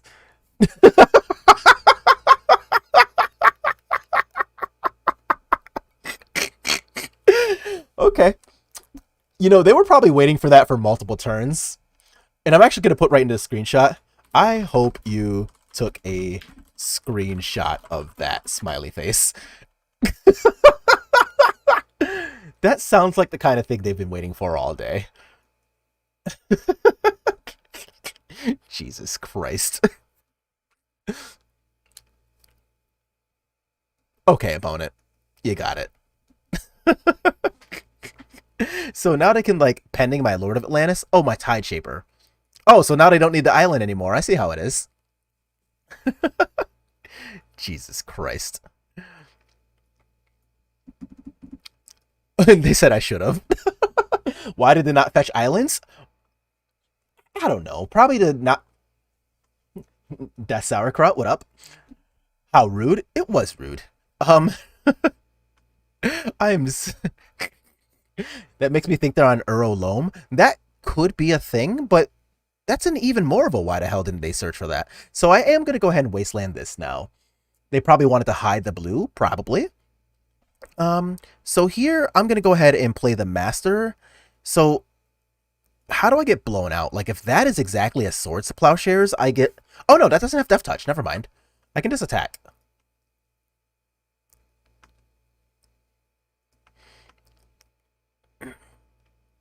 So I guess I do get blown out if it's exactly a... Engineered Explosives could suck. Or, like, even, like, a Blast Zone, since I'm not actually doing lethal right now. Like, that's annoying. But, yeah, maybe they did just want to, like, hide blue. Okay, so there's a Blast Zone. So I guess I'll complain about that, even though I have my Wasteland here. And I will use it, but that's not what I want to be using it on. And I suppose I could have... You know what? I really should have just given them the opportunity to put mana into it first. Ooh. That's good. Maybe they played around Island Walk. Yeah, that's kind of what I was thinking about. Like, they were playing around me having one of these. Like, that is definitely a potential thing. Okay, that's fine. Alright, sweet. I was just about to say, like, I guess I get blown out if they have a, like, I don't know, like a Crop Rot into a something. I don't even know what the something is, but got me dying with, I guess I'll complain about. Oh, like, that's, hey. All right, what's this? Bruh.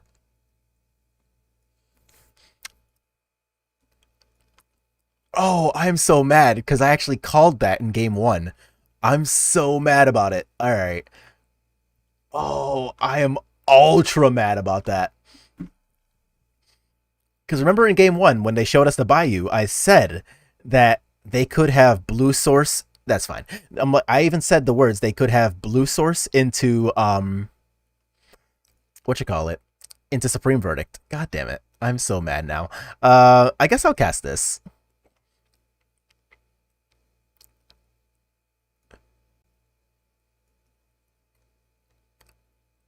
I think I actually play Otawara so that I can have Force of Will active. Jesus, fuck, they had Supreme Verdict. All right. Well, let's see what happens.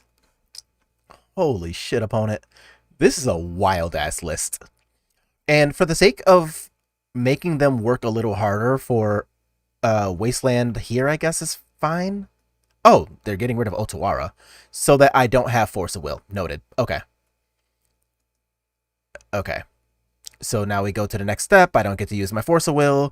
And now they cast something relevant, I assume.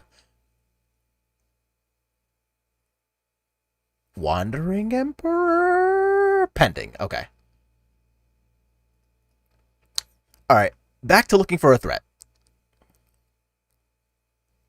Back to not finding a threat. Alright. So, opponent's deck looks cool. Yeah, they have a lot of stuff happening here. I'm so mad that we talked about the Supreme Verdict and they actually had it, though. Jesus Christ. Like, I very specifically tried to dance around that. I can pay 5 for that. Oh, wait. I can't do that, though.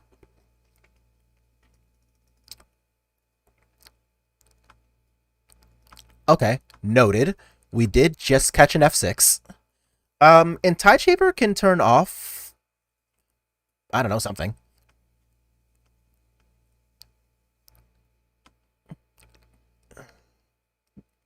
Another True Name is actually pretty good. And True Name means that I'll be holding this up too. So let's get an attack in first before touching anything else. Take them down to 5. And then the cool part about this is that True Name Nemesis plus this is exactly 5.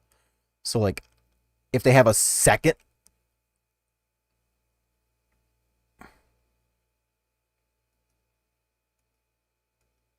Gross, but happens. Okay. Silvergill Adept, also known as Land Destruction. Got it.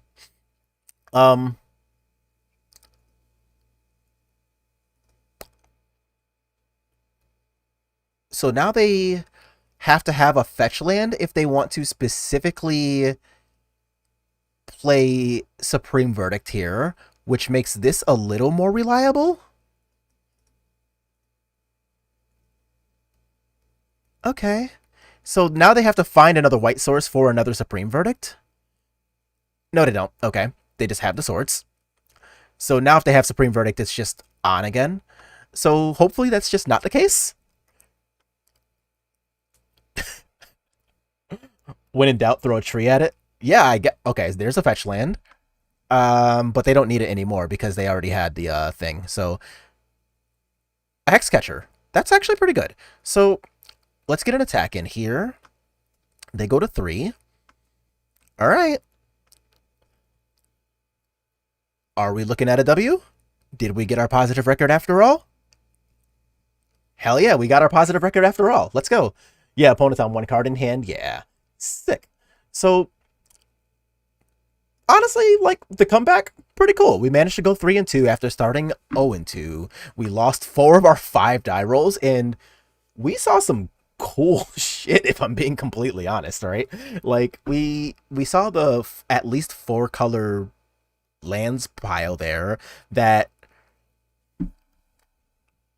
I still can't believe they actually had Supreme Verdict in Game 3 after discussing it in Game 1. Like, that was just the wildest shit.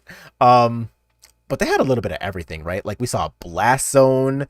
I'm surprised that wasn't also a Elvish Reclaimer slash Knight of the Reliquary deck. Like I almost feel like it should have been, but deck screwed us in the first match, so a theoretical 4-1. I'm okay with that. Like, it's just, obviously, like, the really shitty variance is part of a deck that's not playing Brainstorm. So, like, we don't really have ways to dig ourselves bonus game, right? I'm surprised they didn't have Yorion to fit in more cool stuff. You know what? That's a good point. Having Yorion in the deck would have been super cool. Just, that would have added an extra element, too, of what the fuck are they going to cast next? Because we really just, like, had no idea what they were going to cast at any point. And honestly, I hate opening these, but let's do it anyway, because we only got one. 125 play points? Okay. All things considered, that's a pretty good treasure chest. All right, cool. So, yeah, that was actually pretty fun, though. So we got to... Man, that so much happened in that last match. Like, that deck had so many weird-ass cards in there. Like, I put into Force Negation thinking that it was going to be, like, some Loam Pile because of the Field of the Dead and Blast Zone and stuff. And it turns out, like, that wasn't even... Last deck was a Maverick deck that decided to join the Chain of Command. Like, I guess, like, that was just... A lot of stuff was happening there. They just wanted to, I don't know, maybe jam Maverick, but, like, with some weird fire design cards. And then Supreme Verdict, which is, I don't know, good against everything. Alright, so... Here's what I want to do now. I think I want to go ahead and use this as an excuse to make a quick lunch. Which actually means just like heating up some leftovers that I had because we had chili last night, which was pretty good. And in the meantime, I also honestly just like don't really know what I want to play. 4-color trade binder? Maybe. Like that was weird. Oh. Oh. Yeah, let's play this. Okay. All right, this is what we're doing now. Okay. So, when we're back for lunch, what I'm going to do is go ahead and play this list. And because I have not gotten a chance to play this yet, and I really want to. So, the highlight here is I was waiting for the last opponent to fetch red and fire off a Price of Progress. Oh my god. That would have been absolutely hilarious. Imagine the Field of the Dead Price of Progress deck. Jesus Christ. But at the rate they were playing, I don't even know that I would have been surprised about really anything they would have done. So I'm going to do this so that we can see all of the cards at once. And when I am back from lunch, I will have gone to Mana Traders, obtained all of the cards so that we actually can play this. And then I really want to jam this list because Runvelt Holden Master just looks ultra sweet, right? Like your goblins get +1/+1, and whenever a goblin you control dies, and that includes with Skirk Prospector, you get to exile the top of your deck, and then if that card's a goblin card, you can cast it. So yeah, exactly. Skirk Prospector plus Horde Master is nasty. So we're looking to like use Goblin Lackey for some unfair shit, use this to draw a bunch of cards, use this to draw a bunch of cards, Goblin Matron to look for everything. This deck has hella synergy, and I really just want to do all the cool shit with it. Yeah, I'm really looking forward to this list. I hope this thing is gonna be sick. So yeah, I will see y'all. Actually, I'll go a little shorter. I'll see y'all right around 2:00 p.m. my time, so about 20 minutes. And like I said, when we come back, I will have obtained all the cards for this, and then we will definitely jam this in a league because this is just fun as shit, and I have not gotten a chance to play it yet. So that's what we're doing, and I will see y'all not too long.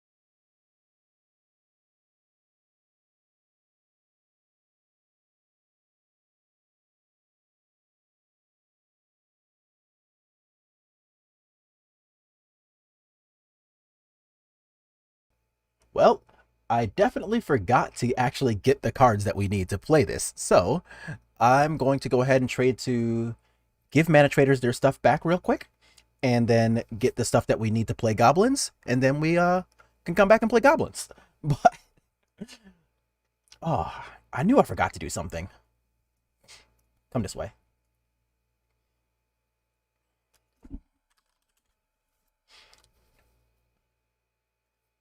I'm just over here like, oh, I know I forgot to do something. What is it? All right. So, Legacy Goblins. That is so funny. All right. So let's get ready to play us some Legacy Goblins.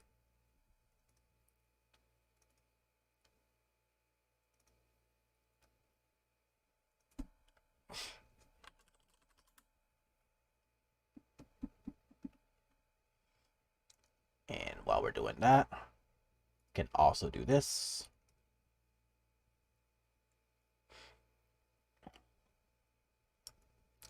There we go. Perfect.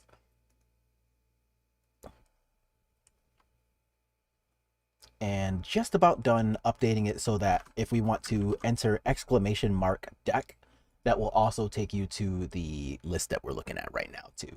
So let's do that. That is now done. And we are waiting on mana traders to work over the cards that can actually jump into this league.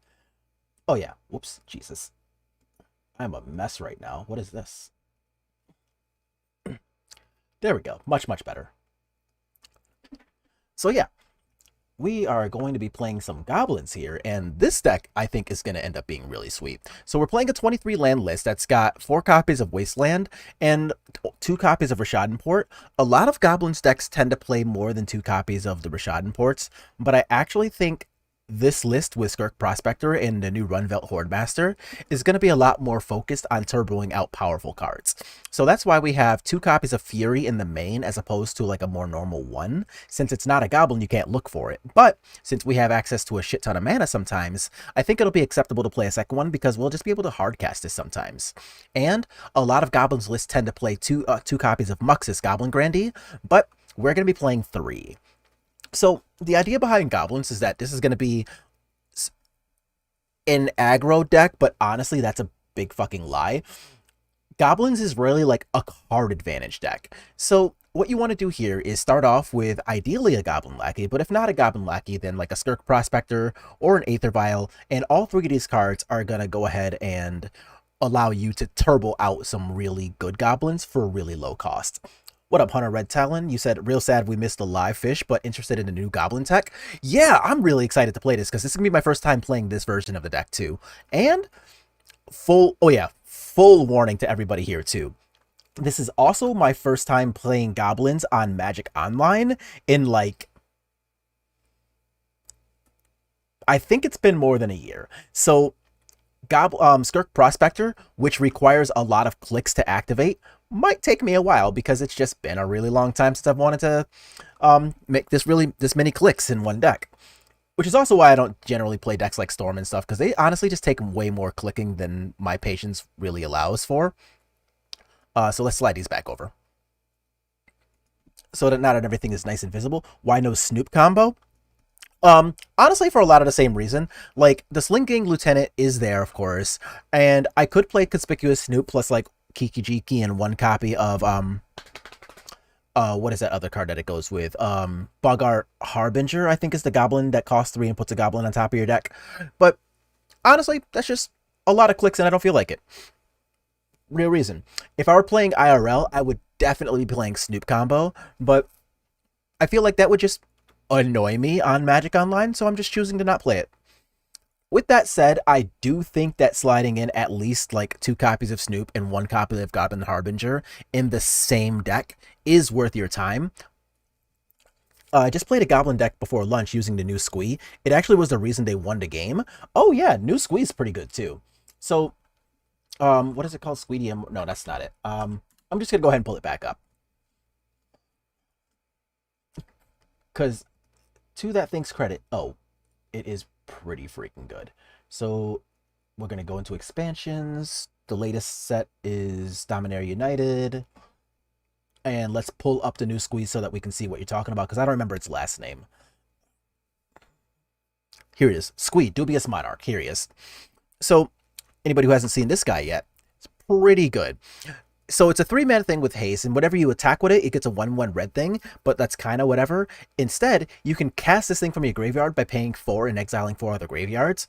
So, like, it's, again, just near infinite value. Like, Goblins just gives you so much ridiculous amounts of value that it's just so impossible to run your opponent out of value. Like, it's just not really, like, a thing.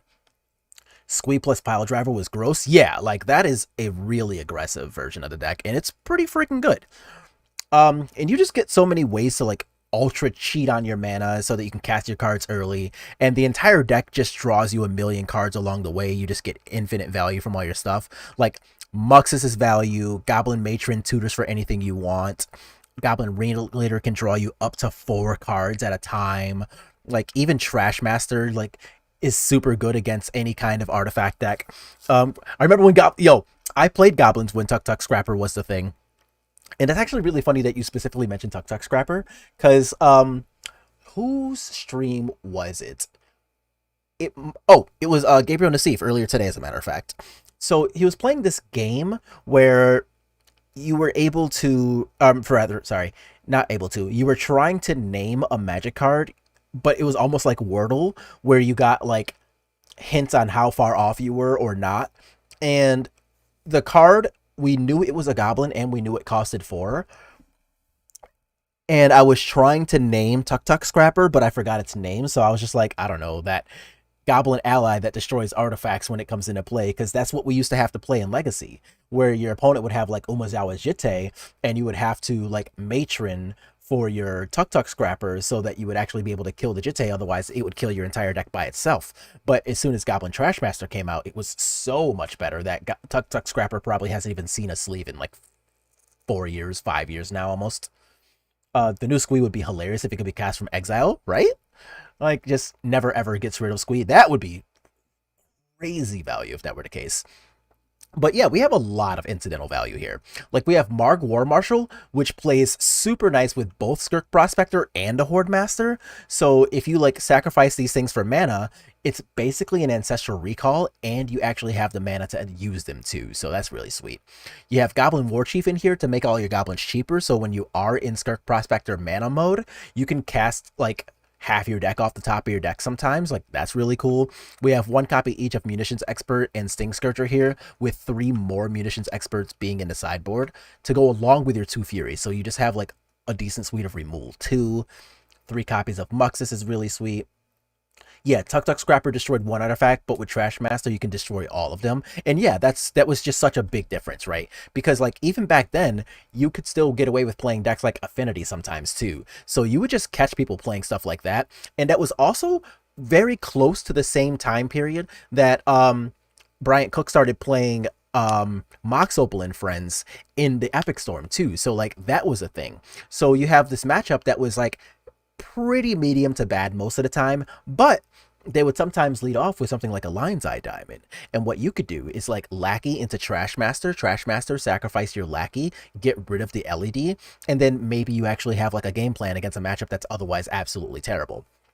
And to that end, we can finally move to the sideboard. So the sideboard here, I've decided to go a little better against decks like Delver, with Sudden Edicts, Munitions Experts, and additional copies of Fury. And I decided to, if we find one of the decks like Epic Storm or Ad Nauseam Tendrils, and if the spell-based combo decks, we are so genuinely terrible against those decks as a whole that I didn't even really bother making a sideboard for them, because it's damn near impossible to actually make those matchups work. What we have here is 2 copies of Magus in the Moon and 1 Red Elemental Blast, and that'll give us some very light sources of interaction, but honestly, my plan against those style of decks is just fucking pod racing. We're just going to try to get them dead as quickly as possible, and if it's an option that we have access to, fantastic, cool. And if it's not, it's almost not even really worth the time playing cards like Mindbreak Trap just to maybe have a chance against those decks. It's just not good. But I do expect people to be playing a decent amount of graveyard decks, so we do still have all 4 Leyline of Voids in here. So I am honestly pretty excited about getting to play this. So let's update this now that we're back from lunch. And we are going to jump right back into another Legacy League here. And, oh yeah, it should be a pretty good time here. Like, I really like this archetype, and it is underpowered, but I'm hoping that the Rundvelt Horde Master gives us a ton of ability to do that. Snoop Combo and Muxus help those matchups a lot. Racing them is way more reasonable than it used to be. And that's facts. Because, like, the Snoop Kiki Jiki combo enables you to win as early as... Actually, yes, you can actually do it as early as turn 2 now, because you have access to, like, the Skurse Prospector lines. You can... What is it? 1, 2... Can you win on turn 2 like that? Oh, you have to get ridiculously lucky, but if you Skirk Prospector on 1, Mark War Marshal on 2, sacrifice to 3, you know what? This is alright. I'm in for this. So, we did lose the die roll, which is annoying, but we have double Lackey, a Goblin Welder, up-row. Alright. And even this isn't that bad. So, yeah, let's go. Alright, that is actively very good. So here, we get to Cavern, and I'm going to play Cavern first, because if this is going to be mono red painter, then they could still actually just, like, have things like Force here. And I'm actually going to Fury and clear this out now. So let's do this, and I'm going to get rid of the other Lackey to do so. Get the hell out of my face, Goblin Welder. And that also helps me to get the Goblin Lackey through too. So I am really hoping that we're able to do something silly with this. Is this just a Painter Servant? Goblin Engineer. Okay, that sucks. But what we can do from here is play the Rundvelt Horde Master pre-combat, pump this up to a 2/2, and force them to get rid of this if they want to actually get their block off. So we're going to try that. And a Ringleader's not bad. So I am still a little scared of this, because they can, like, transmute this for the Painter Servant and then just, like, have Grindstone. But doing this will give me access to at least a decent amount of cool stuff in combat here. So I'm going to try to help the Ringleader be good. And that's especially helpful if I manage to draw something like, say... let's see what happens here. Okay, so they're going to block. That's actively pretty good for me. No, no, no, no, no, no, no, no, no. Go back and block. Yeah. Get up my face. All right, cool. So now their first 2 iterations of their combo are... I won't say dead, because that's not true. But it is good for me that there's... Okay. That is annoying.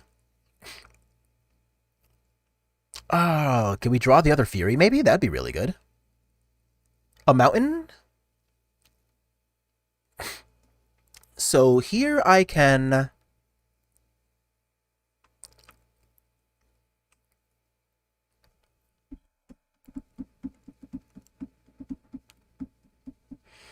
I guess I'm just going to attack with both here. If they block the Rundvelt Horde Master, then I'm going to get a trigger. This is going to happen, so there's no way that happens, which basically means this is just like a free attack. So,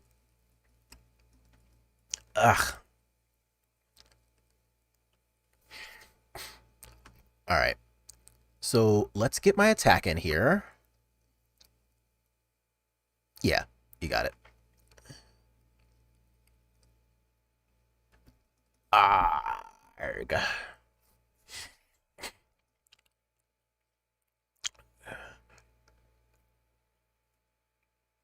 We might have died anyway, y'all.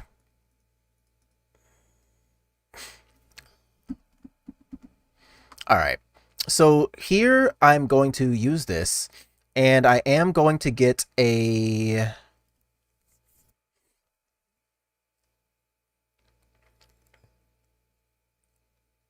Where's my... Here it is. If they miss a land drop, there's a chance. Yeah, exactly. So that's why I'm gonna get this munitions expert here and not like, oh, what's the other thing? What am I thinking of?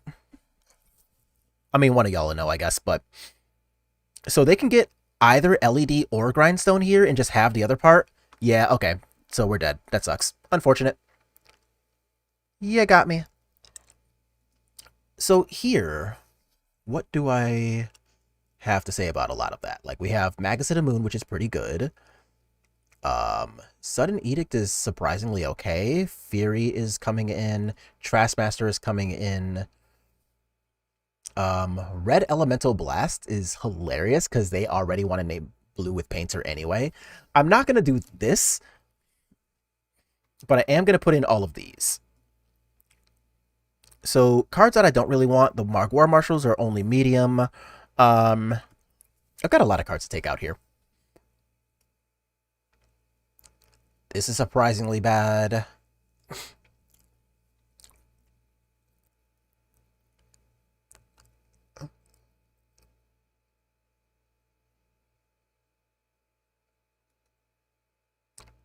Wow, am I actually thinking about... Oh, yeah, I can just take out 2 of these. Like, ringleaders are very good, but since I have extra Trash Masters and stuff, I do have much better 4-drops for this matchup. So let's go ahead and play first here. And the Skirk Prospector Munitions Expert draw, not bad. All right, I'm in for this. So this clearly isn't, like, the best draw ever, but, like, this is still pretty damn good.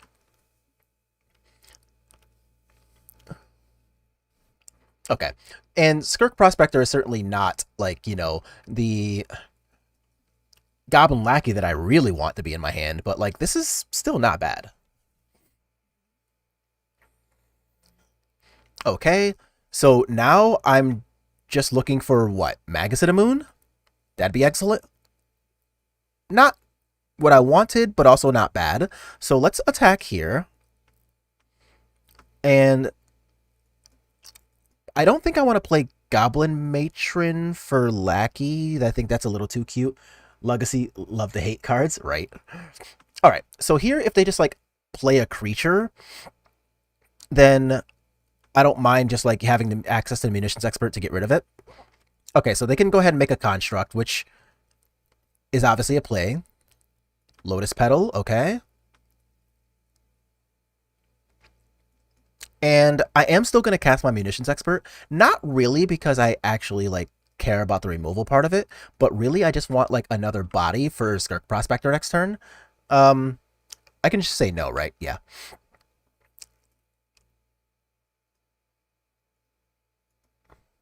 So let's untap here. Oh, that's so close. So if they make a construct, it's going to be a 2/2. So I don't actually want to do anything else with that. I think I want to just grab a Trash Master with Matron, but then I can't cast it. Shoot. Okay. I'm feeling like I'm exactly 1 turn too late here. So what can I get to save myself from combo here? I can grab Magus? No, I can't grab Magus. It's not a goblin. What the hell am I talking about? Oof. How do I stop them from having both halves of combo here? And I think the answer is I can't. Don't like that as an answer.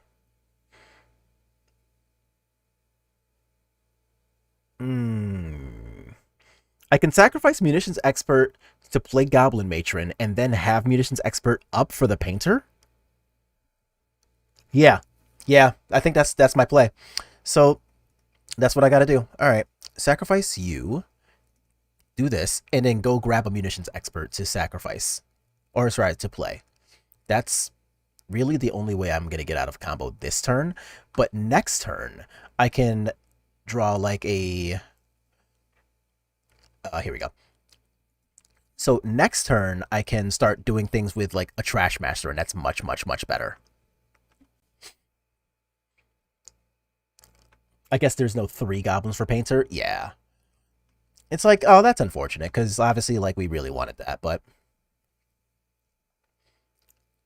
So if they make a construct here, then... Okay, guess not. So there's the grindstone. They have fury, you bastard. Okay. Um, you're not supposed to have fury. I'm supposed to have fury. All right.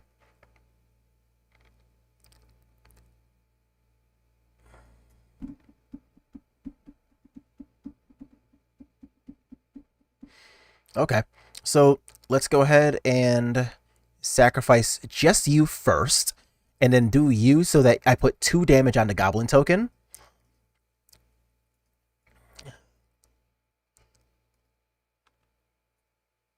Yes. And now I can sacrifice this one to itself, I guess. Not that I'm doing anything with the mana, but it's already going to die, so. So at least this way, they can't, like, get rowdy in combat here. Still not exactly happy about this.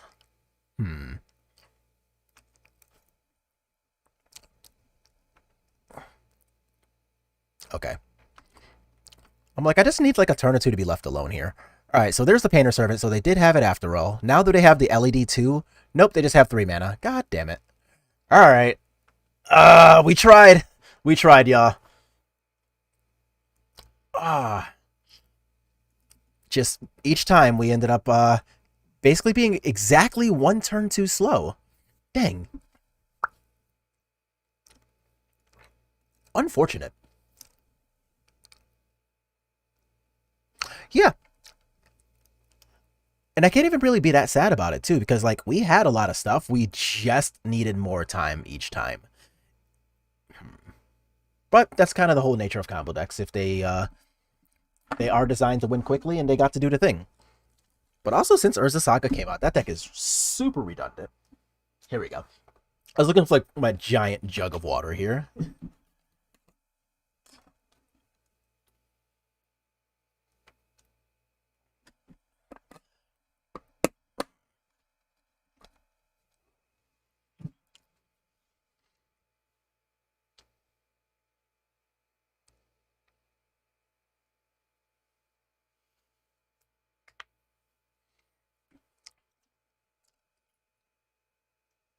But yeah. So going back in here, I...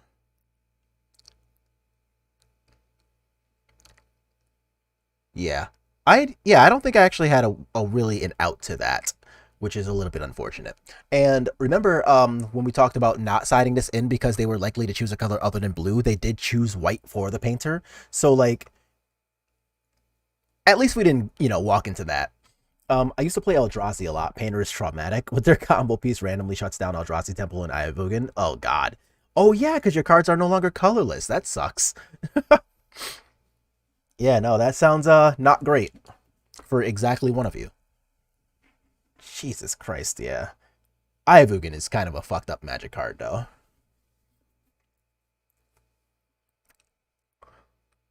Hmm.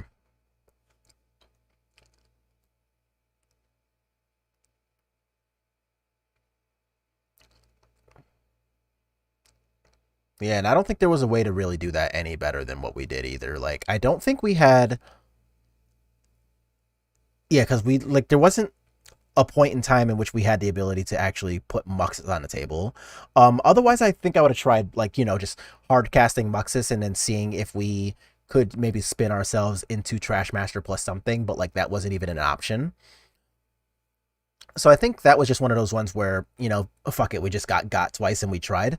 And we even tried to, like, ruin their dreams via combat with a Goblin Lackey in the game one, and they just happened to buy themselves enough time to assemble the combo. So, like, what can you do?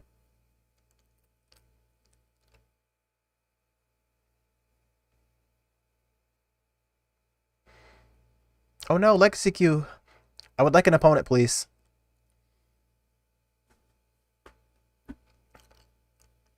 Thank you. See that, everybody? Just gotta ask nice. So, not a big fan of being on a draw. Oh my god, this hand sucks. Alright, get rid of it. Oh, how is it worse? That's actually worse. Okay, this is what we're doing today. So I'm gonna get rid of 2 of these goblin matrons. Yikes. That's not great.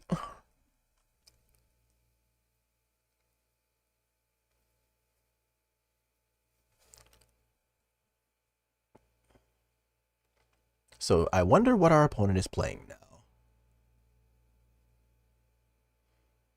Misty into nothing. Okay. Well, since my hand's bad, I don't mind if my opponent wants to do nothing.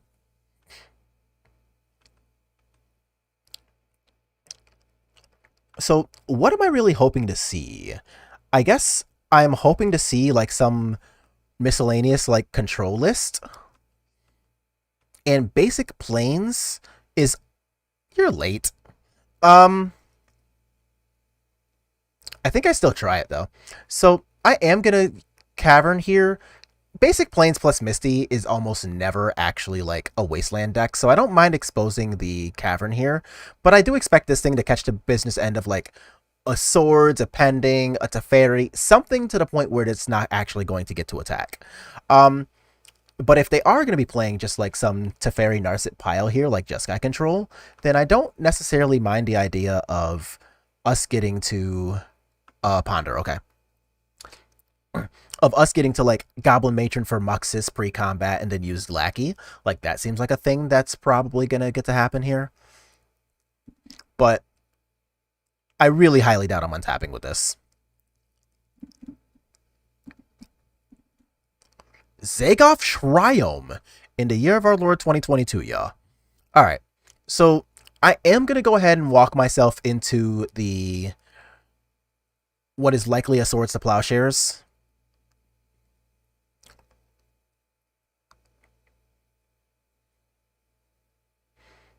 Like, it could be that it's a lot smarter to just grab, like, a Goblin Ringleader to +4 here, but I'm here to do cool shit, and I'm going to try to do cool shit.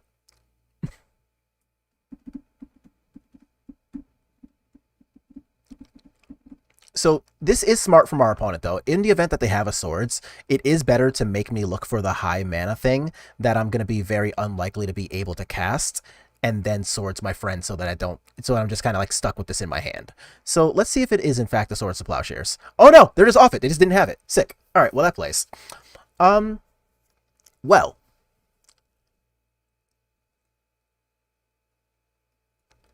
Honestly, the only vibe I got from that really was just like miscellaneous control deck. So I'm just going to put in...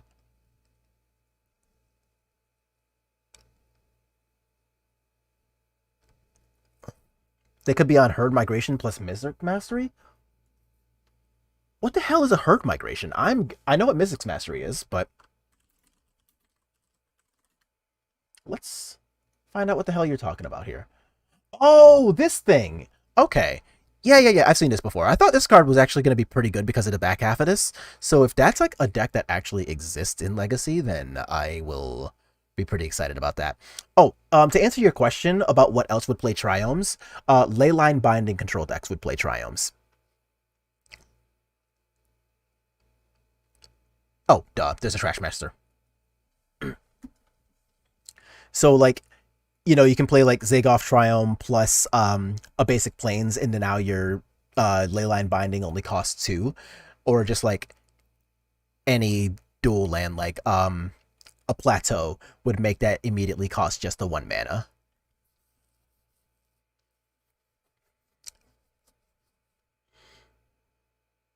So that's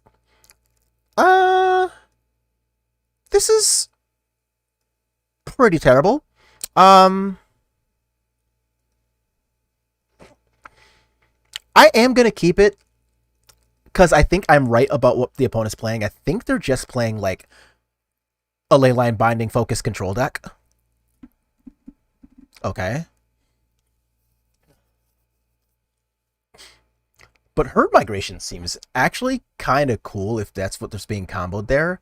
But I don't... Is that really like a Legacy power combo? Oh, hell yeah. Oh, shit. That's in my hand. We're playing fucking Legacy, not Modern. Oh, well. Um, God, I'm dumb. Okay, I was gonna say I almost hope I get it cavern just so I can get punished for the learning experience here. Um, there's a cavern right fucking here, and I'm like, hey, you want to counter the most important one drop in my deck? All right, so there's the Swords to Plowshares. You got it. So that's actually fine because we didn't have it in the first place, so the fact that I didn't get to count on it is okay. Actually, I'm gonna wait on this until turn 3 because I want to do this on now. So I'd rather get my cool stuff established and brainstorm, sure. So next turn, I will assume that I probably won't be drawing anything of like too much worth here, right? So I can just like pay for the Echo on Mog War Marshal and then cast Aether Vial. That actually seems like an okay line. Opponent, I swear to God. Okay. I actually thought my opponent was going to try to force this thing for a second, and I'm just like, come on, don't do that.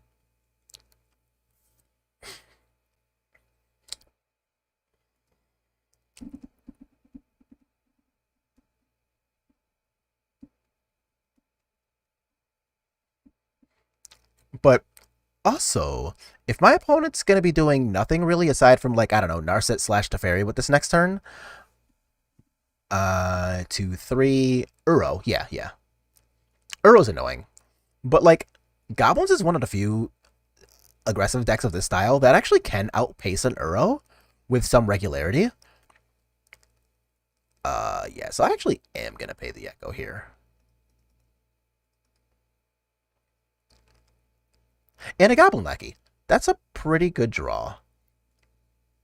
Goblin again. Let's get an attack in. But I'm still going to play the Vial here. Because, like, I'm already casting Ringleader next turn, so I'm not actually going to get much value out of the Lackey here, and I would rather develop this. And if they just, like, pending the Vial here, then that's fine. Like, it's already a little too late for Lackey to be my primary plan anyway, so the fact that it's just not sticking around right now is fine by me.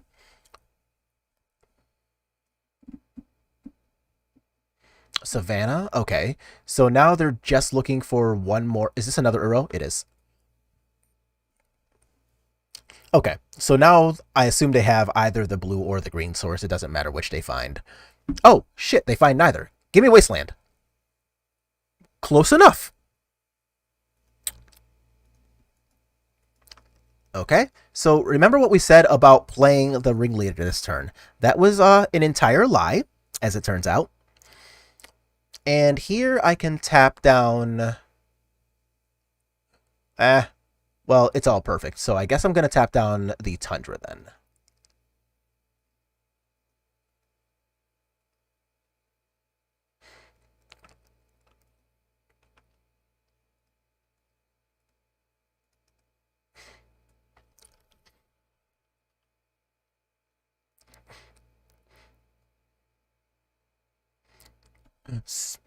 All right. So they float the white, and we have the swords. Boo! Boo, opponent. Okay. But at least now we have a much better idea of what they're playing. So I could just put in things like the Red Blast for next time, or if I see like a Life from the Loam, I will... Okay.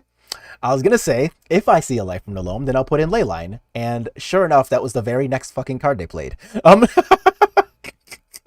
I even if these are not things I want to be right about, it is still a little bit refreshing to be right sometimes. So, things I can do. I can play the Runvelt Horde Master and use Rishadenport to try to...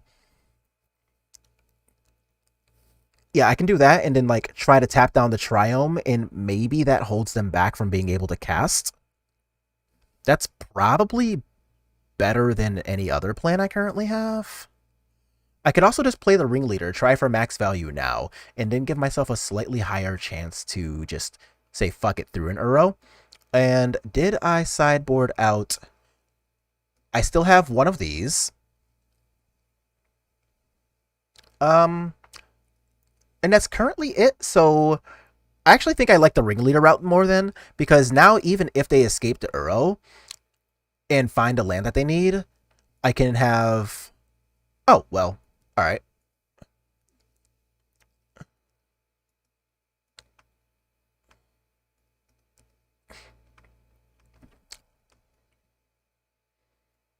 So now I can Fury next turn plus the Munitions Expert, and then if I draw a land, I can still Ringleader or Horde Master. Alright, I'm in for that at least. Still looks good, probably no need for game 3. I mean, that would be nice if that ended up being the case here, yeah.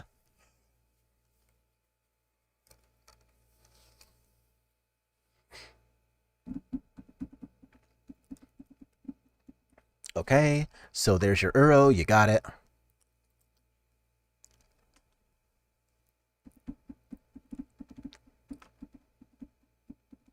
Okay. So I'm actually still pretty okay with this, especially if my next draw is like... Ooh.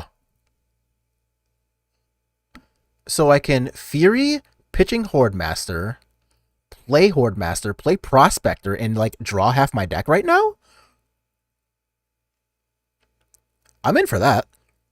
Let's do that.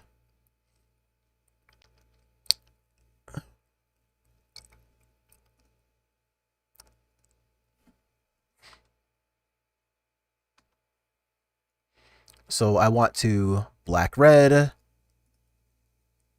finish him, bum. Yes, use the ability. Prospector here. I care a little less if they counter that.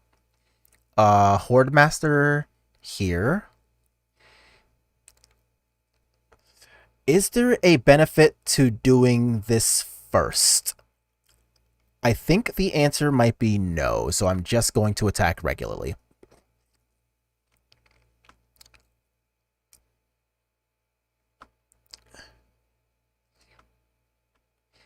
Okay, so this plays pretty well around like Swords to Plowshares and stuff like that, and this way, even if they just spend this turn escaping Uro again, I'm pretty fine with that.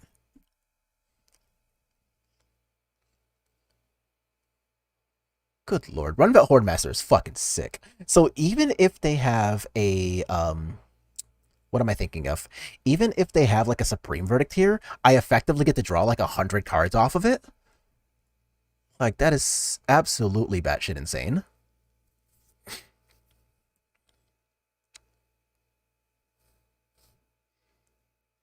Teferi, you got it.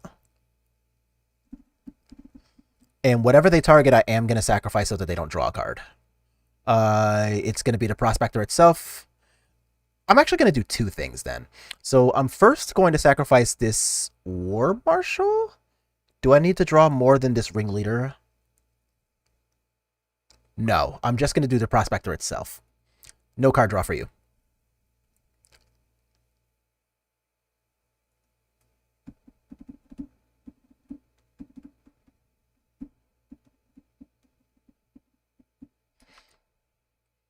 And what did we exile? A Wasteland. Okay. So, no card draw. We get to finish off the Fairy, and then still have access to this Ringleader plus whatever I draw off of it. Hell yeah. A Mountain? Surprisingly okay. So let's do this, and I'm going to leave the Cavern up in case I draw like a Lackey or something I want. LOL. Alright, whatever. So let's go ahead and... Okay, they're off it. Sick. So honestly, these control decks are really what we want to see all for the rest of the league, right? Like stuff like that, stuff like Jeskai control, like any of these like miscellaneous Planeswalker piles are just really good for Goblins, because like we draw so many fucking cards without actually having to draw them. Ooh, hell yeah, I'm in for that. So I do need an actual value Goblin to get off of this, so it's not like straight up batshit amazing, but this is still really good. Which actually means I should lead off on the Vial, huh? Yeah. Yeah, I actually should lead off on the Vial. Alright. So here I'm going to do this and grab a basic mountain so that I don't get wastelanded, because I do actually want to cast my 2-drops here. And from here, I'll just find out what my opponent's playing.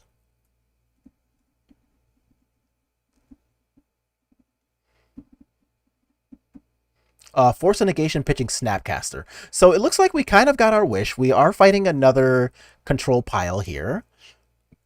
So it looks like it's just going to be Flooded Strand go, which is fine by me, I guess. Ooh, even better. So I'm going to try another Vial. If they force this, I'm pretty happy. Come on, you can do it. Damn it. Still casting this, though.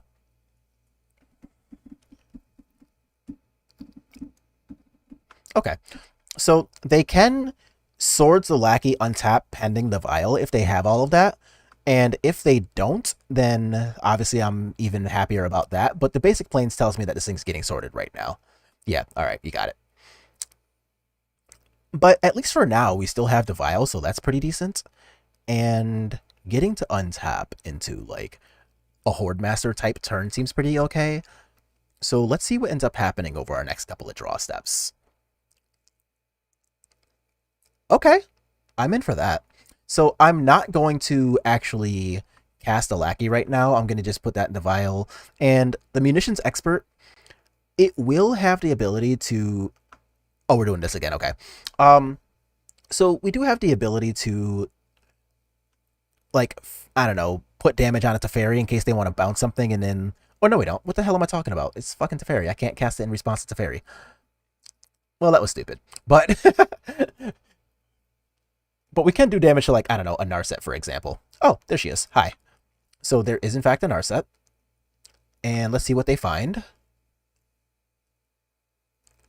They find a Ponder. Okay. So I am going to put you into play first. And then flash in Munitions Expert so that it can do 2 to Narset.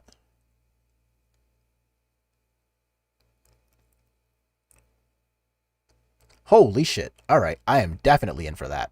So, Force of Will, pitching the Ponder, pitching the Ponder. So their hand is exactly planes plus something I probably don't care about? Alright. High value Goblin? Fuck. Alright, fine. That's unfortunate. So, I guess I'm gonna do this so that Narset can't draw another card. But realistically, I did not want a 3rd Vial.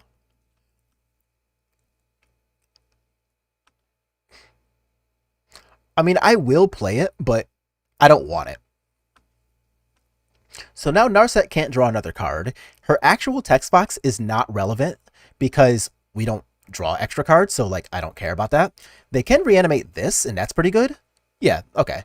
So now if I draw, like, just another red card that I don't care about, for example, another Lackey, then I can just play Fury, and I'm okay with that. And I do want my Vial at 3. Don't really want that. Okay. Yeah, alright. So I can draw another red card and just go ahead and pitch cast Fury, and that's okay. If they, like, kill one of these goblins, I'm going to get to draw a card like that. Well, there's Teferi, so that's annoying. And they probably bounce... Actually, I don't know what they want to bounce here. They bounce my Horde Master. That's fine. Okay.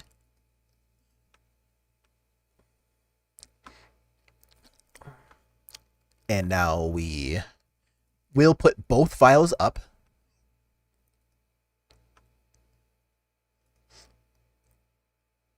Ooh. Ooh. Okay. I like the sound of that. Let's do that.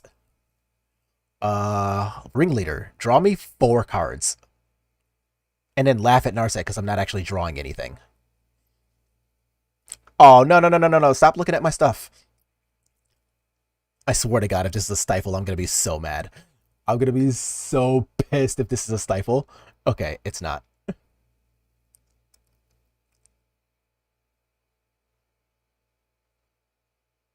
Ooh, that's good. All right, all right. I do want literally all of those. Um, so here I can just grab. Uh, I guess I'll grab a basic mountain. It does not look like a stifle deck. No, it does not look like a stifle deck. I don't know. I've always just like had some weird shit happen to me, so like I just always brace for the worst, you know. um, okay, so I can Fury pitching Goblin Trashmaster, getting rid of this, and that can let me attack both Planeswalkers and still get rid of, like, this can still put in the Horde Master and everything. So dress down.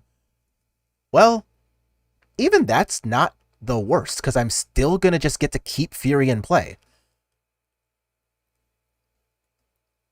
Okay.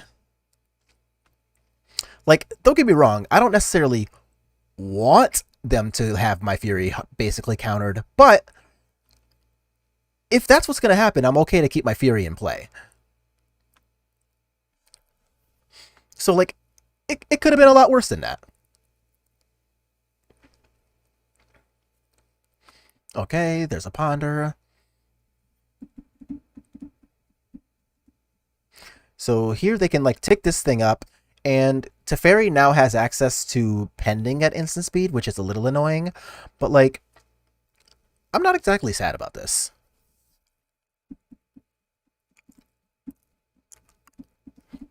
What are we doing?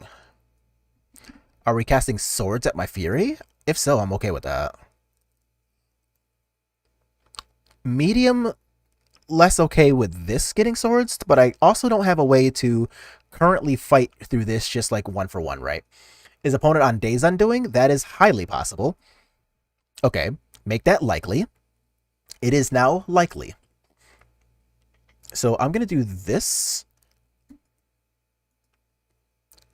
So if they have Days Undoing, then I mean, I'm just stuck being sad about that, right? Like, there's literally nothing I can do about that.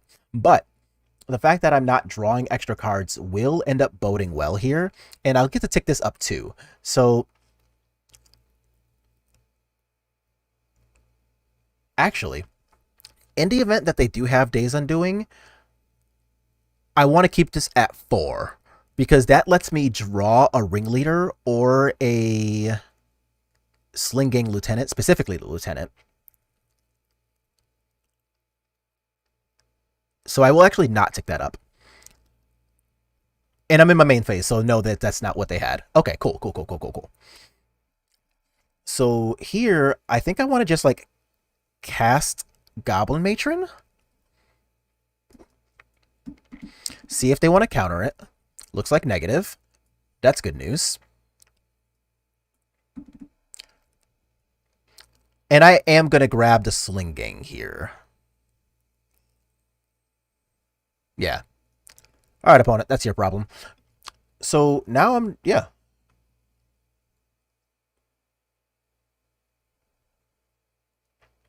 Face, face, face.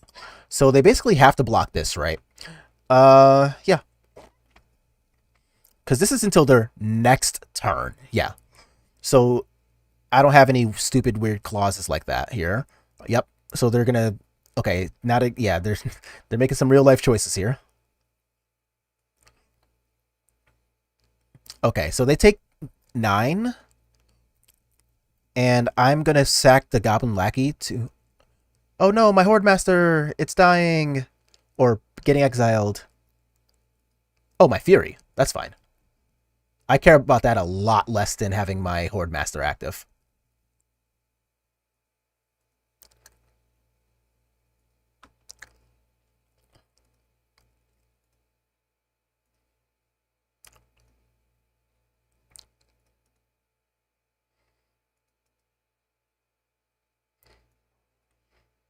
All right.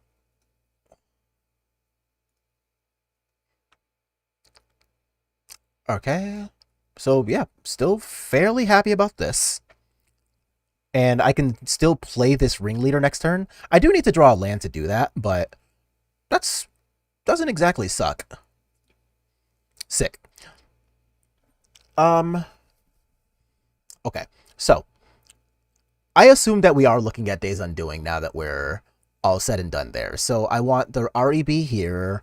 I do want the munitions experts. I don't really want the Furies. The Stink Scourger is actively pretty bad. And where's that Trash Master? Here he is.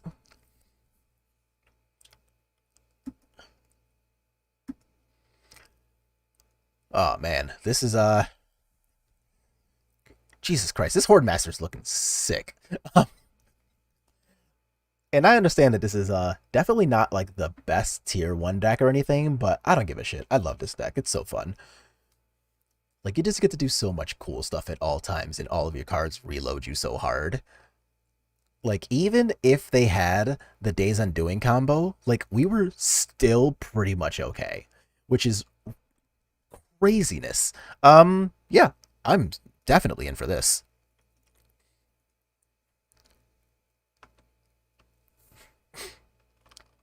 Okay.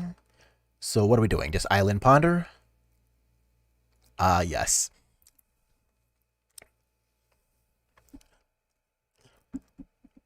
So,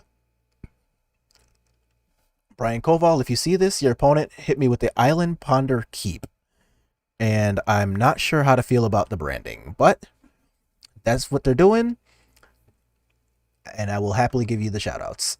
So, let's see what they do with the turn 2 here. Is my Skirk Prospector going away? Looks like it is. To a Prismatic Ending? Maybe.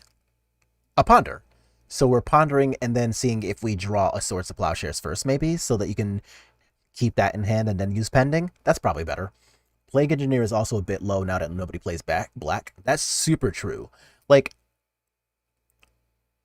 yeah. Okay, so it looks like that is exactly the line they were looking to take there. Cavern is pretty damn good next turn, so I'm excited about that. And this turn, I'm also fairly hyped to just like tap down to Blue Source and kind of see what happens from there.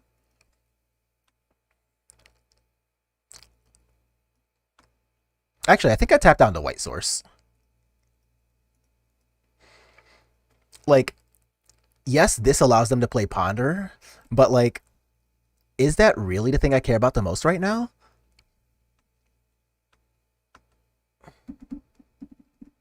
Horde Master's pretty good as far as draws go. So I'm going to do this, and I am going to port again since I have the red source to counter a Teferi or a Narset. I think I like that.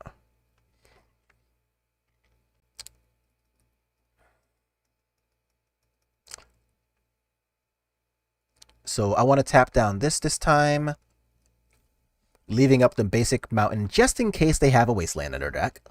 I very highly doubt there's a Wasteland in this deck, but just in case. So now I can play like Matron plus Hold Up Red. Alright. So we can do that now. And I'm actually just going to grab Muxus. So now I've got like my uncounterable, potentially super high value card.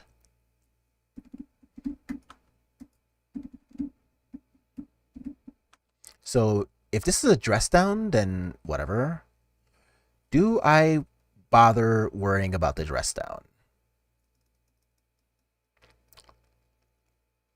I think they could have back to basics. That's a good point. This helps with that too. So I'm actually okay with that. I actually do want to use this. I don't want to really let them cycle if I don't have to. I don't know that I'm going to get a better use out of this next turn. If this is like a Force of Will for this, then that's actually pretty good for me. And Force of Negation, that plays. Pitching Snapcaster. Yeah, I'm in for that. Yeah, I actually like that. Because now I can develop Horde Master and have Wasteland plus Port with 5 mana. Yeah, I like that a lot. Mentor. Your fucking mother. Alright, that's how I feel about that. So, let's get rid of this.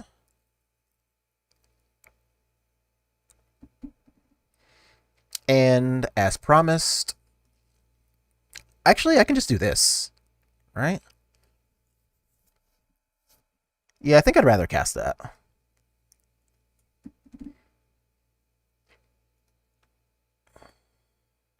Okay. So Mentor's pretty annoying, but I can't really do anything about that. So instead, I'm just going to tap down their only blue source now. And if they're depending on like ponders and stuff to kind of get the pain train going, then that's not really like a thing. Brainstorm is a thing. So like that's pretty annoying, but like I can't do anything about that, so whatever. And if they have back to basics, that is also pretty annoying, but I do have another basic mountain in my hand via the Bloodstained Mire, so like even that's not just the end of the world. It's just annoying. I also wouldn't hate a munitions expert here since we did side them in. Right, double checking. Yeah, out came the Furies, in came the munitions expert. Okay, cool.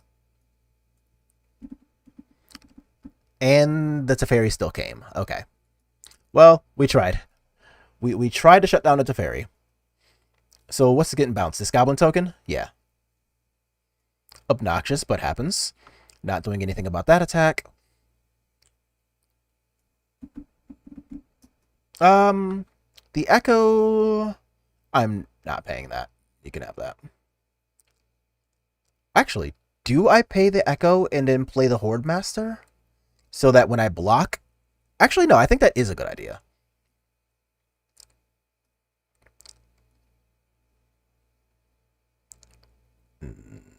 Okay.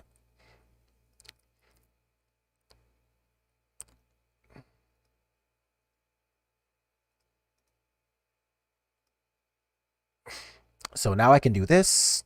And if they want to protect the Teferi, they got to make some pretty miserable looking blocks to do so.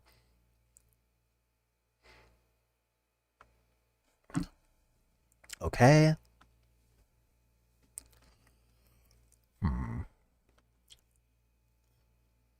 So, like, yeah, I don't think back to basics is really what they want to be doing with their life here. It could be, but I can still untap with 4 mana since I have the mountain in hand, and that seems okay. And I can tap just the 3 mountains to play the War Chief that's here.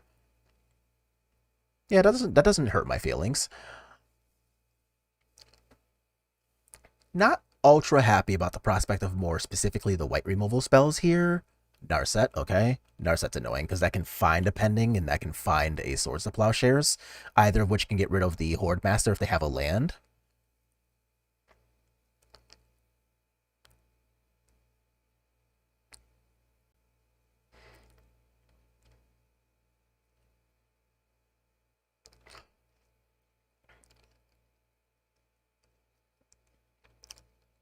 So let's see what they find.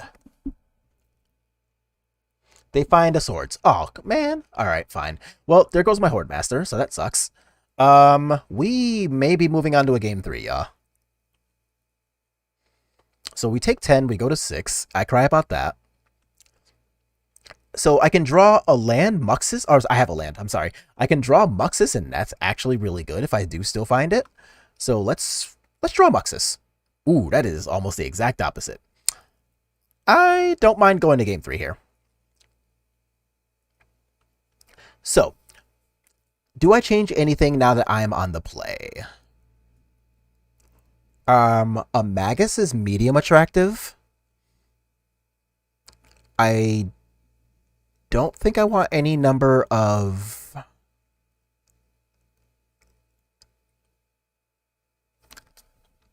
No, I think I'm okay with this. Like, yes, I get a little bit annoyed by them having 8 1-drop removal spells for Goblin Lackey, which I have in hand. I'm gonna keep this. I clearly want a more powerful draw step than the one I have access to currently, but this is still not even bad. So let's just cast our Lackey and go from there. So if this is just like land ponder and they don't have a swords or a pending, then this looks pretty good. Also, if they... Okay, so that's definitely a swords. Got it. Ugh, more land. But even like this, I don't hate this. Oh my god, am I actually going to get that through? Okay, no shot. Didn't think so. So I can still just do like this. And then like make them try again.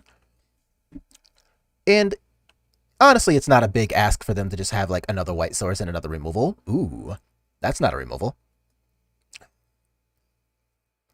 Oh my god, they're off it. Hell yeah, let's go.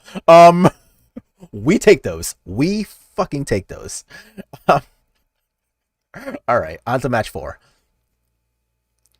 Yeah, I don't know. I mean, that is a real thing though. Like back in the day, the control decks, even like before pending was printed, if you just like had an unmolested goblin lackey, a lot of the times people really did just scoop to that. So like that doesn't even make me all that surprised. Ew. That's not great, but it is a lot better. I think I want to pitch. Yeah, I have 2 of those. Never mind.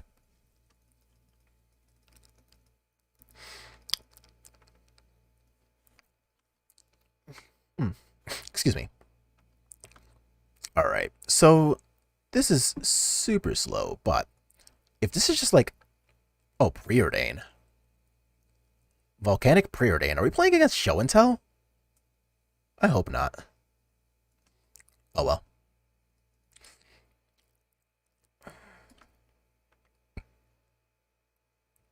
Ah.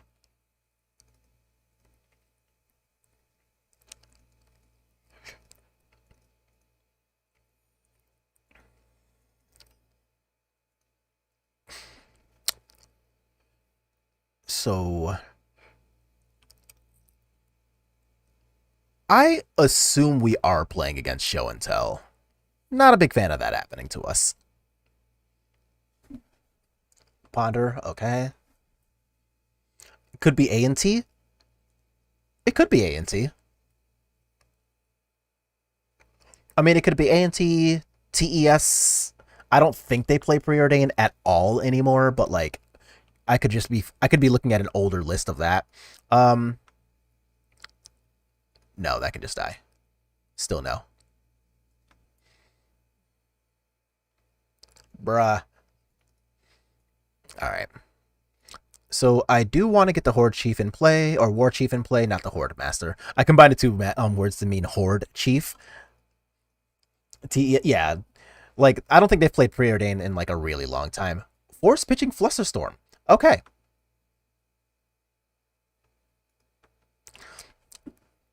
So it looks like none of the above is the answer here. It could still be Show and Tell. Show and Tell does play forces and preordains. Basic Mountain. City of Traders. Oh. Sneak Attack. Gross. TS players consider cutting Ponder. Right, right. That's why I'm like, oh wait. That might actually be helpful. Okay. Now, I do still need to resolve this Horde Master here, but if I do, and that is a big if, then I want to get my 4 damage in for sure. Go down to 13 here.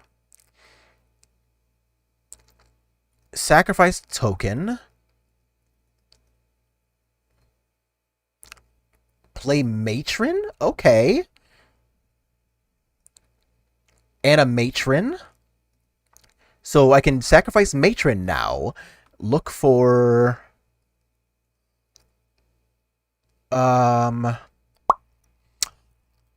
Oh, God. I don't think I can actually play a Mog War Marshal and keep my mana here. Or rather... Oh, wait a minute. Yeah.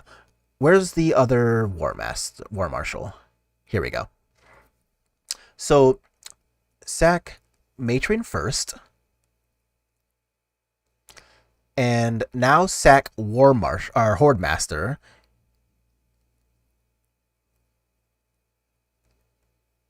And now play War Marshal. And that's basically a ritual. It's not good, but it's also not stone nothing.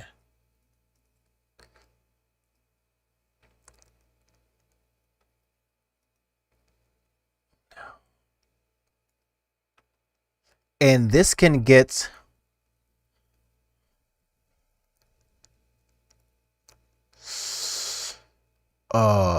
do I have outs to...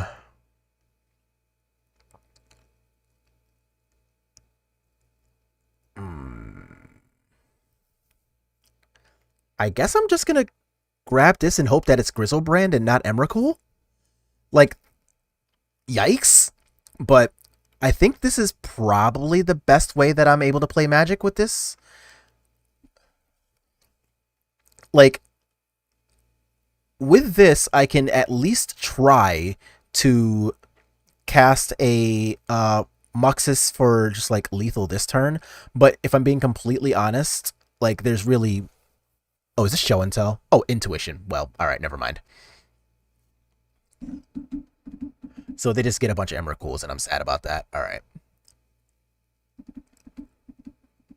Yeah, alright, fine. Fine. We technically live at 1, but I don't really... Yeah, I'm off it. Okay, so I do want the Maguses. I definitely do not want these Furies. Sudden Edict is also pretty good. Trash Master is, well, trash. And I don't really want this either, even though I know they have access to... Oh, what's that stupid card I'm thinking of? Ice Fang. I also want the 1 REB here. In place of 1 War Master or War Marshal? I keep saying War Master. I know where that comes from. It's from Fire Emblem. One of the classes in Fire Emblem is War Master.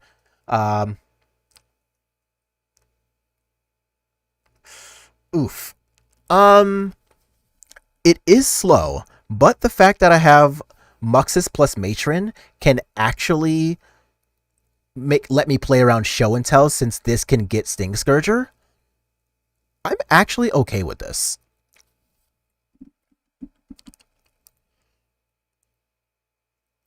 So let's start off here and go from there. They are going to force it. Okay.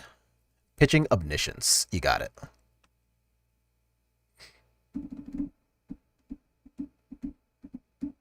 Scalding Tarn. Okay. Cavern.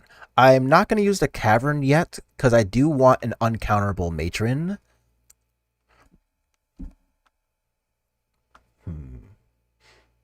Or if they just play Show and Tell, I want an uncounterable Sting Scourger. Either of those seems like an okay option. City of Traders. Oh, sure, Kikijiki. Man, this card is so fucking good. I almost considered putting one in this list. I still want to...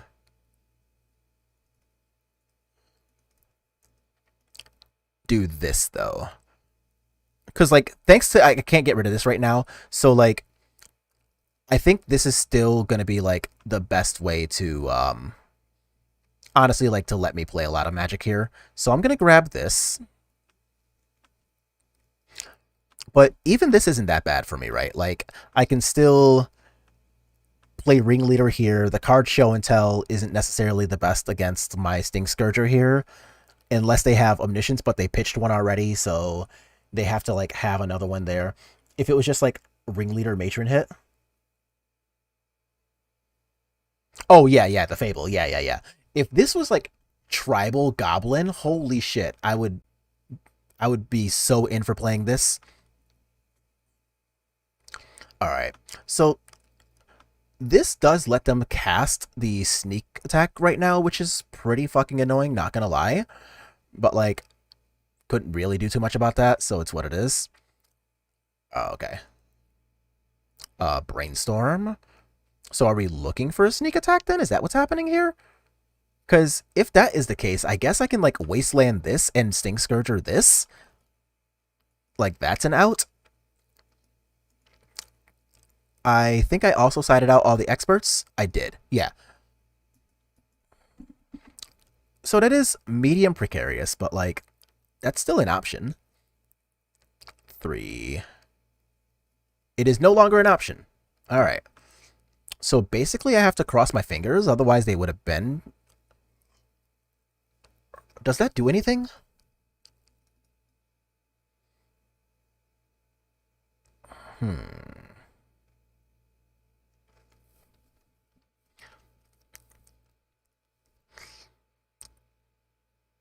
What can I do about this resolve sneak attack? I think the answer might legitimately be nothing.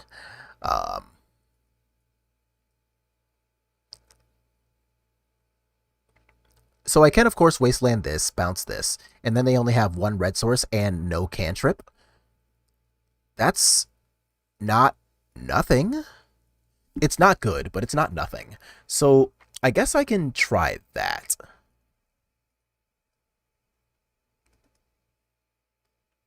Yeah.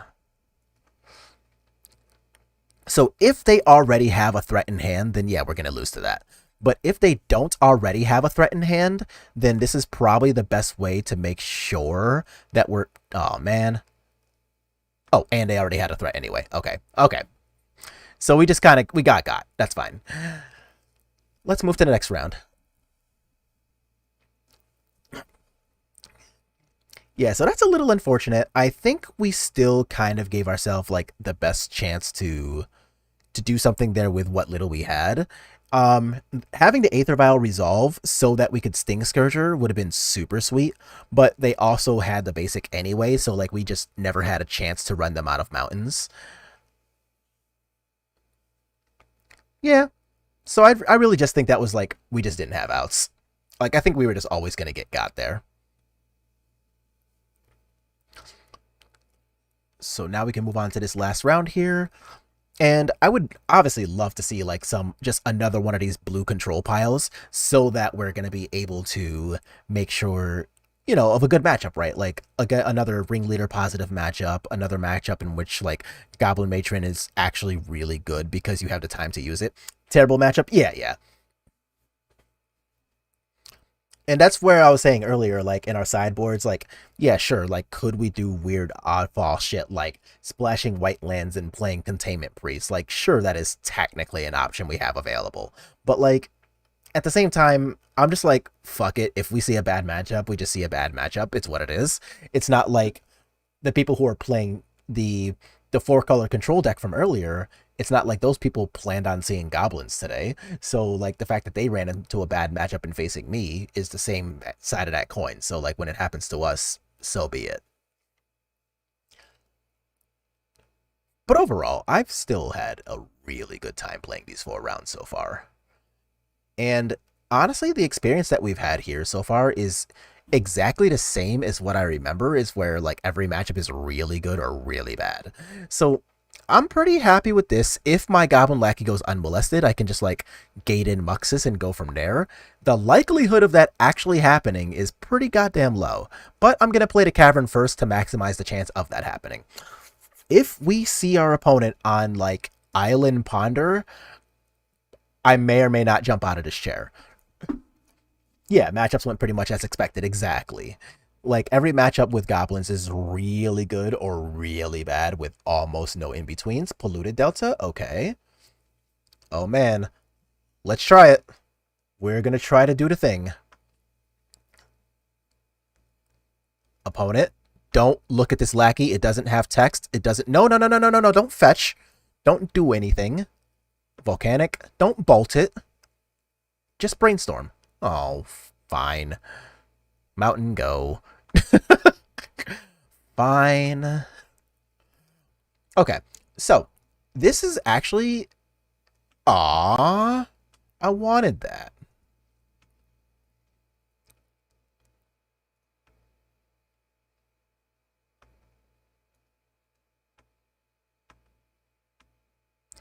Now, do they have a threat? They do, in fact, have a threat. Okay.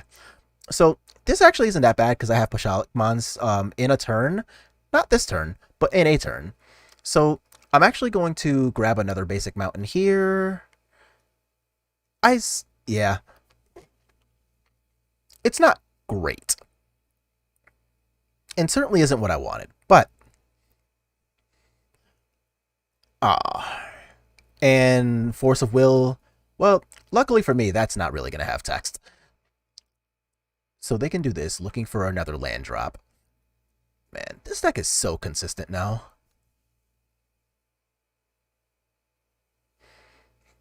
But I actually like this matchup after board, because like we have so much removal.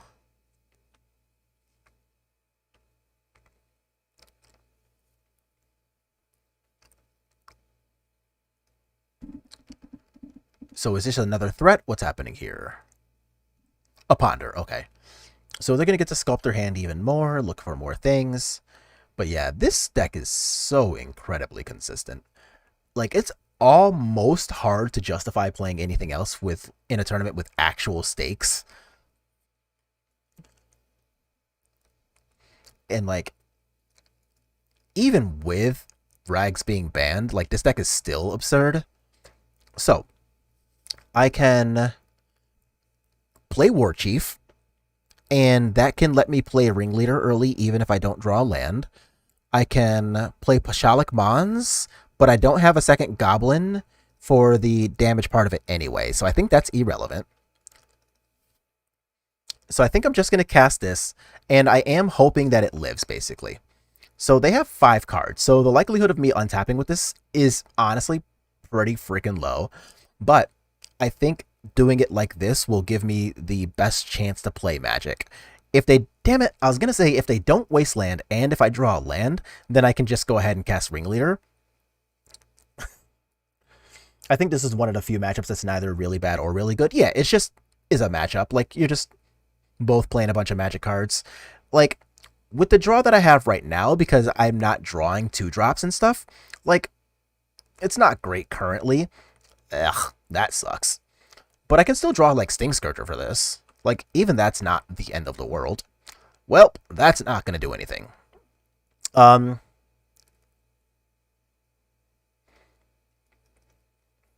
So I'm taking at least 11 this next turn. Gross.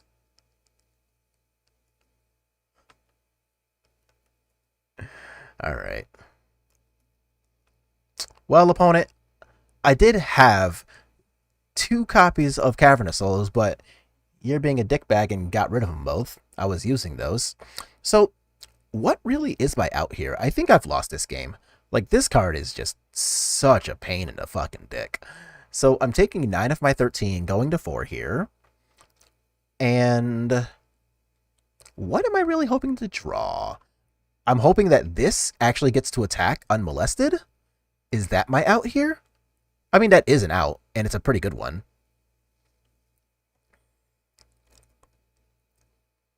Well, fuck it. It's the out I have, so I'm going to play for it.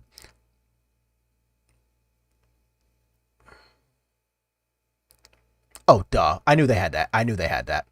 I did know they had that. I didn't have the ability to play around it anyway, but I did still know they had it. So we're going to put in all of our removal here. I want the Red Elemental Blast as well. And Sudden Edict looks pretty good too. I don't think I want a Leyline. I don't think we're going that deep.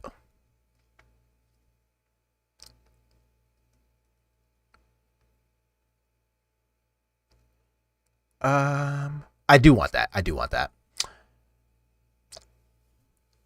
Let's see.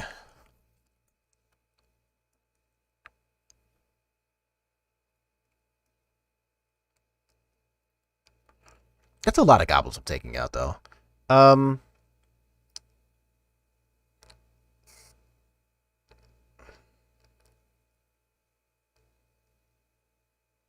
Yeah, this might actually just be right. Wow. That is weird. Okay. And this is,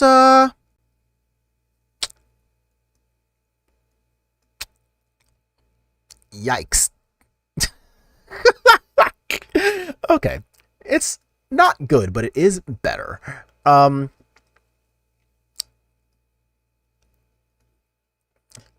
yeah, trying to port this deck is an absolute fucking nightmare.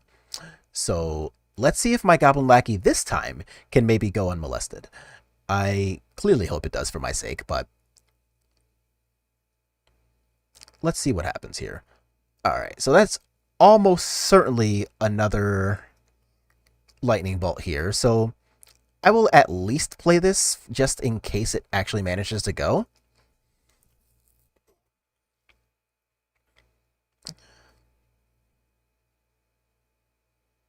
Yep. And is it a daze for this? Don't you dare. God damn it. Alright. And, in today's unsurprising news at 11, the Delver deck has everything. What would I rather get dazed? I would rather get the Goblin Lackey dazed.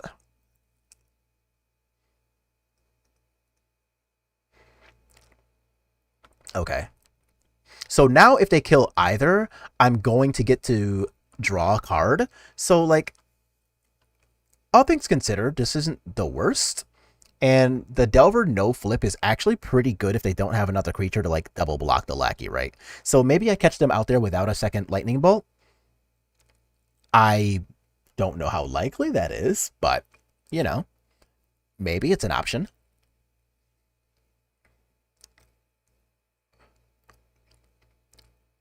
And say I actually get to, like, untap and resolve a second Horde Master, then anytime a creature dies, I get to effectively draw 2 cards. So, like, that's a totally reasonable option here. Oh, come on, deck. Killing me. So, I guess I'm just going to do this. And what they don't know is that I really don't actually care about the Lackey here at all. But they're going to block anyway, and I'm okay with that. Hell yeah.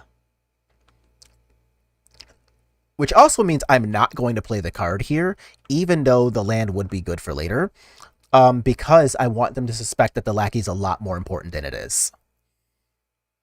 So now, yeah, I was going to say, so now they're probably going to go into desperation mode, looking for another piece of removal for the Lackey, but I don't care about the Lackey anymore, and I'm going to get to draw 2 if it dies. And if it doesn't die, I'm attacking for 7. That's cool too. I don't appreciate the idea of a Murktide Regent coming down right now, but you know, maybe they take 4 and I get to draw 2. Like, that's pretty good still. Especially if I get to draw, I don't know, say a copy of, like a Sting Scourger or a Red Blast. Like, that's not bad. I mean, I still don't want this to be on the table, but the fuck is that? Anyway. What am I so... Magic, why?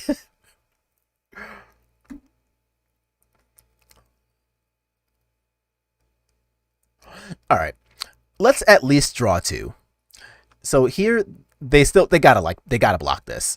So they take 4. I draw 2, and hopefully at least one of them is something relevant, especially a Sting Scourger. A Muxus. Well, I can't play that. That sucks. What did I clear off the top too? Oh, another vial. Jesus Christ. Oh, whoops. I actually should have played this one. Oh well. You know what? No. I'm okay with not having played this one because, like, now they might still suspect that, like, another Muxus might be in my hand. They found an EI. Yikes. Okay.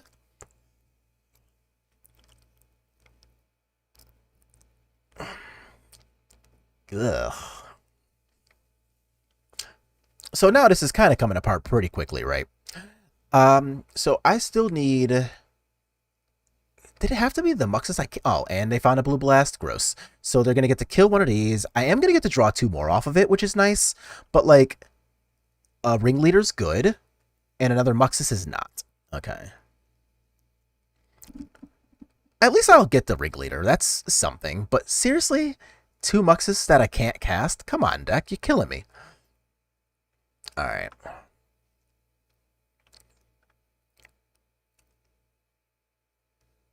A Prospector.